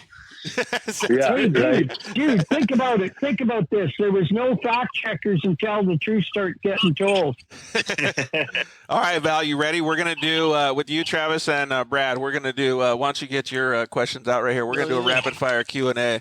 Val, how about you go first, and then we'll let Brad go, and Travis, you go last. You want me to ask a question, or you're going to ask? We're going to ask questions to you guys. The first question is, Val, Okay. hard shell soft tacos or soft shell tacos? Soft. Brad, you're next. Hard shell, baby. All right, Travis. 30-pack taco from Taco Bell, half. Oh, dang. Half and half. Jeez. I didn't know we had that option. Look at him with the secret line. All right, what's the next one, Rob? Oh, next one's chicken or asada? Val, you go first. Chicken. All right, Brad. Chicken. Chicken and chorizo. Oh, dude, geez. he's throwing out the secret lines Okay, everywhere. That's Brutal. not fair. That's not fair. Hey, You always gotta Oh, roll you're one up on. sandbagging. If you follow the same line as everybody else, you can't pass. Yeah, Oh, look at jeez. him, dude. Good point. Going around the Good outside. point. Hey, so Josh from Cryo Heat just chimed in and said, "Is that Brad? Josh LaHaye from Cryo Heat." What up, Josh? What up, bro? All right, Val, dunes or the river? Dude, I like the river because if shit goes sideways, you can fly fish. Okay. right, what do you And guys if think? you're naked, you can hide in the water. But boy, I'd like to see you make some sand monsters trying to cover your white ass up. There's always a good way to look. There's always a good way to look at this situation, I guess. What about you, Brad? Dunes or the river? The dunes, because I don't get to go there often, and I live right on the Wisconsin River, so I'd have to say dunes because I see the river every day. Travis? I'm not a water guy, so Glamis for sure. All right, Rob, what do we got next? All right, we got 3-wheeler or quad. Val, what's yours? 3-wheeler or quad? Oh, quad, dude, because a 3-wheeler, I remember the Honda ATCD, and how many guys got broken wrists and eating shit and everything. And I had a buddy that got one in a 110 in bad swaps, and it pinned his legs in and spanked him. And he's laying there. He broke his wrist and dislocated his shoulder. And he's laying there on the ground. And I walked up to him and I said, "Was it fun?" And he's, I don't know. I said, "Does it hurt?" And he said, "Yeah." And I said, "Good." And I walked away. What are you picking, Brad? Are you picking 3-wheeler or quad? I'm definitely a 3-wheeler guy for sure. Val's going to laugh at you. What are you picking, Travis? I'm walking because they're both track baggers. I'm a dirt bike guy. Oh, man. Barsha or Plessinger? Dude, right now, Bam Bam is on a roll, and Plessinger's got his head down, and AP's got some good tools. And now, I think Barsha's got the advantage of Will Hand coming over there from Star, and Will working with him mentally and on the training side. And so that's almost like a toss-up. Even though I'd like to see AP do good, I think Barsha over time Yeah, I in agree. the public is Barsha's kind of healed some of the past of the Bam Bam, and now he's, I liked when he won the overall. Like Wachuga was different, but he's always in there. I think that gas, that steel chassis suits him better. Yeah. All right. What about you, Brad? I have no clue. All right. I have no clue. Travis, how about you, buddy? I'm 50-50 because my buddy Levi Kilbarger helps Barsha with training and stuff, and then Plessinger obviously from GNCC and stuff. I've been around Plessinger, so he's your guy. I'm good with either one. All right.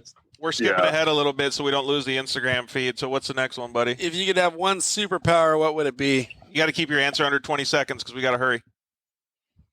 To see through shit. All right. What about you, Brad?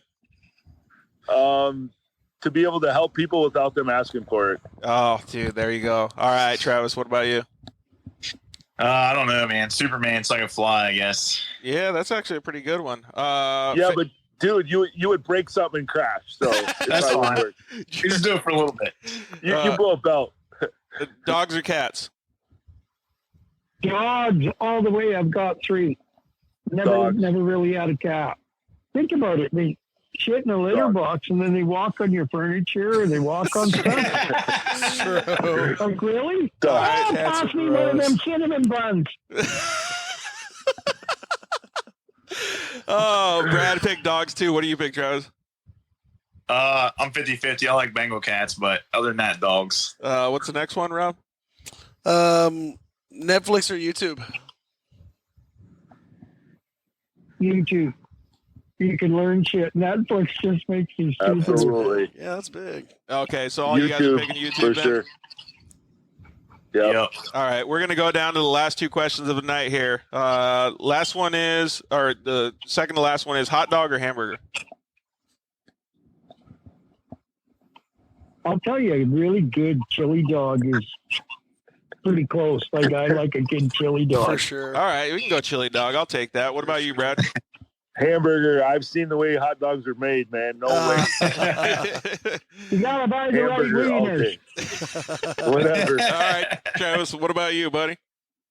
Burgers. I had 2 for lunch, actually. Ooh, look at There you. you go. Stepping Double it up. baby. All right, last question of the night, boys. All right, fellas, chips and guac or fries and ketchup? too. They don't have guac in Canada. I haven't seen a guac tree. So it's like fries and ketchup in Canada is famous for the poutine. You can have Don't you know? poutine. Yeah, you can have poutine, dude. You can sub that in. I was gonna say poutine all day. Fries and ketchup. All right. What about you, Travis? Where are you at? I don't like guacamole, but I'll take chips and the hottest salsa they got. There you go, dude. We had some fire salsa today. It almost put us on our asses. All right. Well, we really appreciate all you guys chiming in. Val, you're always a breath of fresh air and a huge amount of knowledge for us, dude. We appreciate it, and I thank you very much for sharing some of that knowledge with our audience. If you ever want to connect with Val or Energycoil, go to energycoil.com. On Instagram, it's Energycoil Racing. And secondary to that, Travis, why don't you you wanted to give out Crash Addict's Instagram instead of your personal one? Yeah, we can do that. So any social media is going to be Crash Addict Industry, and our website is crashaddictind.com. Okay, cool. And I'm just going to give a shout out to James and those guys at IMG while you said that too. So on the West Coast, give them a call. And thank you very much, Brad, as well. It was always good talking with you, man. You have done so much to support so many racers in the industry. And aside from that, you're helping so many people in their lives in general. It's cool to see the smile on your face that you're out there racing. You got pretty emotional in some of the beginning of the episode, but it's because you care, because you really love the stuff that you're doing now and you love people in general. So thank you for just being a good human in general and helping so many people, buddy. Well, thanks, guys. And it was an honor when I heard that Tree was going to be here. I was like, oh, finally. I mean, life keeps us so busy that we don't get so I was so pumped to see all you guys and Val and everything. And if people want to read my story, go to seaversracing.com. Follow me at Brad Seavers Racing on Facebook and Seavers Racing on Instagram and YouTube. And thank you very much for having me on tonight. Yeah, you did a fantastic job. So thank you all. We really appreciate it. Like I said, man, it's just so cool to see the industry. I mean, like, you've been on the show how many times now? 3? I think this is my 3rd, yeah. Yeah, and how much of a smile do you leave every time? Every time, dude. It's always a good story. This one the most, though. There's some good laughter, good stories, good banter. It was awesome. Hey, somebody's doing a burnout on their Harley Davidson outside. I don't know if you can hear them, dude. We need to talk to them, get them on S&S, right? For sure. Hey, dude, we need to do another show that's kind of more let her roll and we can have some laughs. I'll make you guys roll around the floor. I can only imagine, dude. All right, Val, but we're going to need to have some refreshments and some chips and guac and stuff like that on the set for that one, bad boy. I appreciate it. Okay, everybody. Well, thanks for having me on, and check S&S out and Crash Addicts, and thanks to the Dirt Life Show for giving us this opportunity. Yeah, thank you. Absolutely. Yeah. Thanks, Val. Absolutely. Hey, enjoy it up there with thanks, guys. with the poutine and stuff. Thank you guys very much for joining. We're Hey, you guys. gonna disconnect now and we're gonna do our outro. Thanks, boys. We'll see you guys later. See you guys. Thanks a bunch, guys. All right. Well, great show. as those guys disconnect, man, I really, really appreciate it. I mean, this was a little bit longer of a show. Thank you to all you guys for commenting in. Don Haugen for being able to support Brad's sharing his message and everything. It's really awesome that you guys have been able to support the Dirt Life Show, man. Having shows like this just make it all worthwhile, right? Absolutely. Because you see how amazing people are in general. So we owe it to each of you guys. That's why we put together a sponsor deals page on the Dirt Life Show website. You guys deserve some discounts and stuff like that, so go check out the sponsor deals page. It's got deals on every sponsor that we have that's available right now, and it's also got some cool marketing stuff from Alex Streiler. Absolutely. So you can go over there and check out how to get sponsored for your racing program next year. It'll save this dude a lot of resumes that he has to look through if you get it right, and you might be able to get sponsored by Liqui Moly if you play your cards right and listen to some of those things that Alex has to say. Next week's show, we have Corbin Lieberton and Cody Bradbury. So it's going to be pretty cool, man. So they just built some new cars that are pretty awesome. So we can't wait to talk to them about it. Thank you to James and everybody at IMG Motorsports. Thank you to Val, the guys at Energycoil, obviously Travis Pointer, and Brad Seavers for helping out and coming on the show and just being such good people in general. Dude, you killed it. Oh, thanks a bunch, man. I really appreciate you having me on, dude. It's great to be able to get here and cut loose with you and hang out and and just, meet awesome new people and interact with people watching. Thank you guys for all the comments. We love seeing you guys interact with us and engage. It also lets us know that what we're doing is good, is when you guys are engaging with us, asking questions, and really just, becoming part of the conversation. We love that about you guys watching and chiming in. I couldn't have said it better. Maybe I should turn the keys over to you and just have you operate the show. Oh, and tacos, too. Tacos, dude, all day. All right. Well, thank you guys very much. We really appreciate it. Like I said, thanks to James and all the guys at IMG for letting us use the shop. These guys have been super busy with all the rain and everything. So we really appreciate it. Like I said, next week we got an awesome show. Tune in on Thursday for Industry Insider. Who knows who our guest will be this week? It'll be a surprise. But we love you guys. Good night. Thanks for listening to The Dirt Life Show.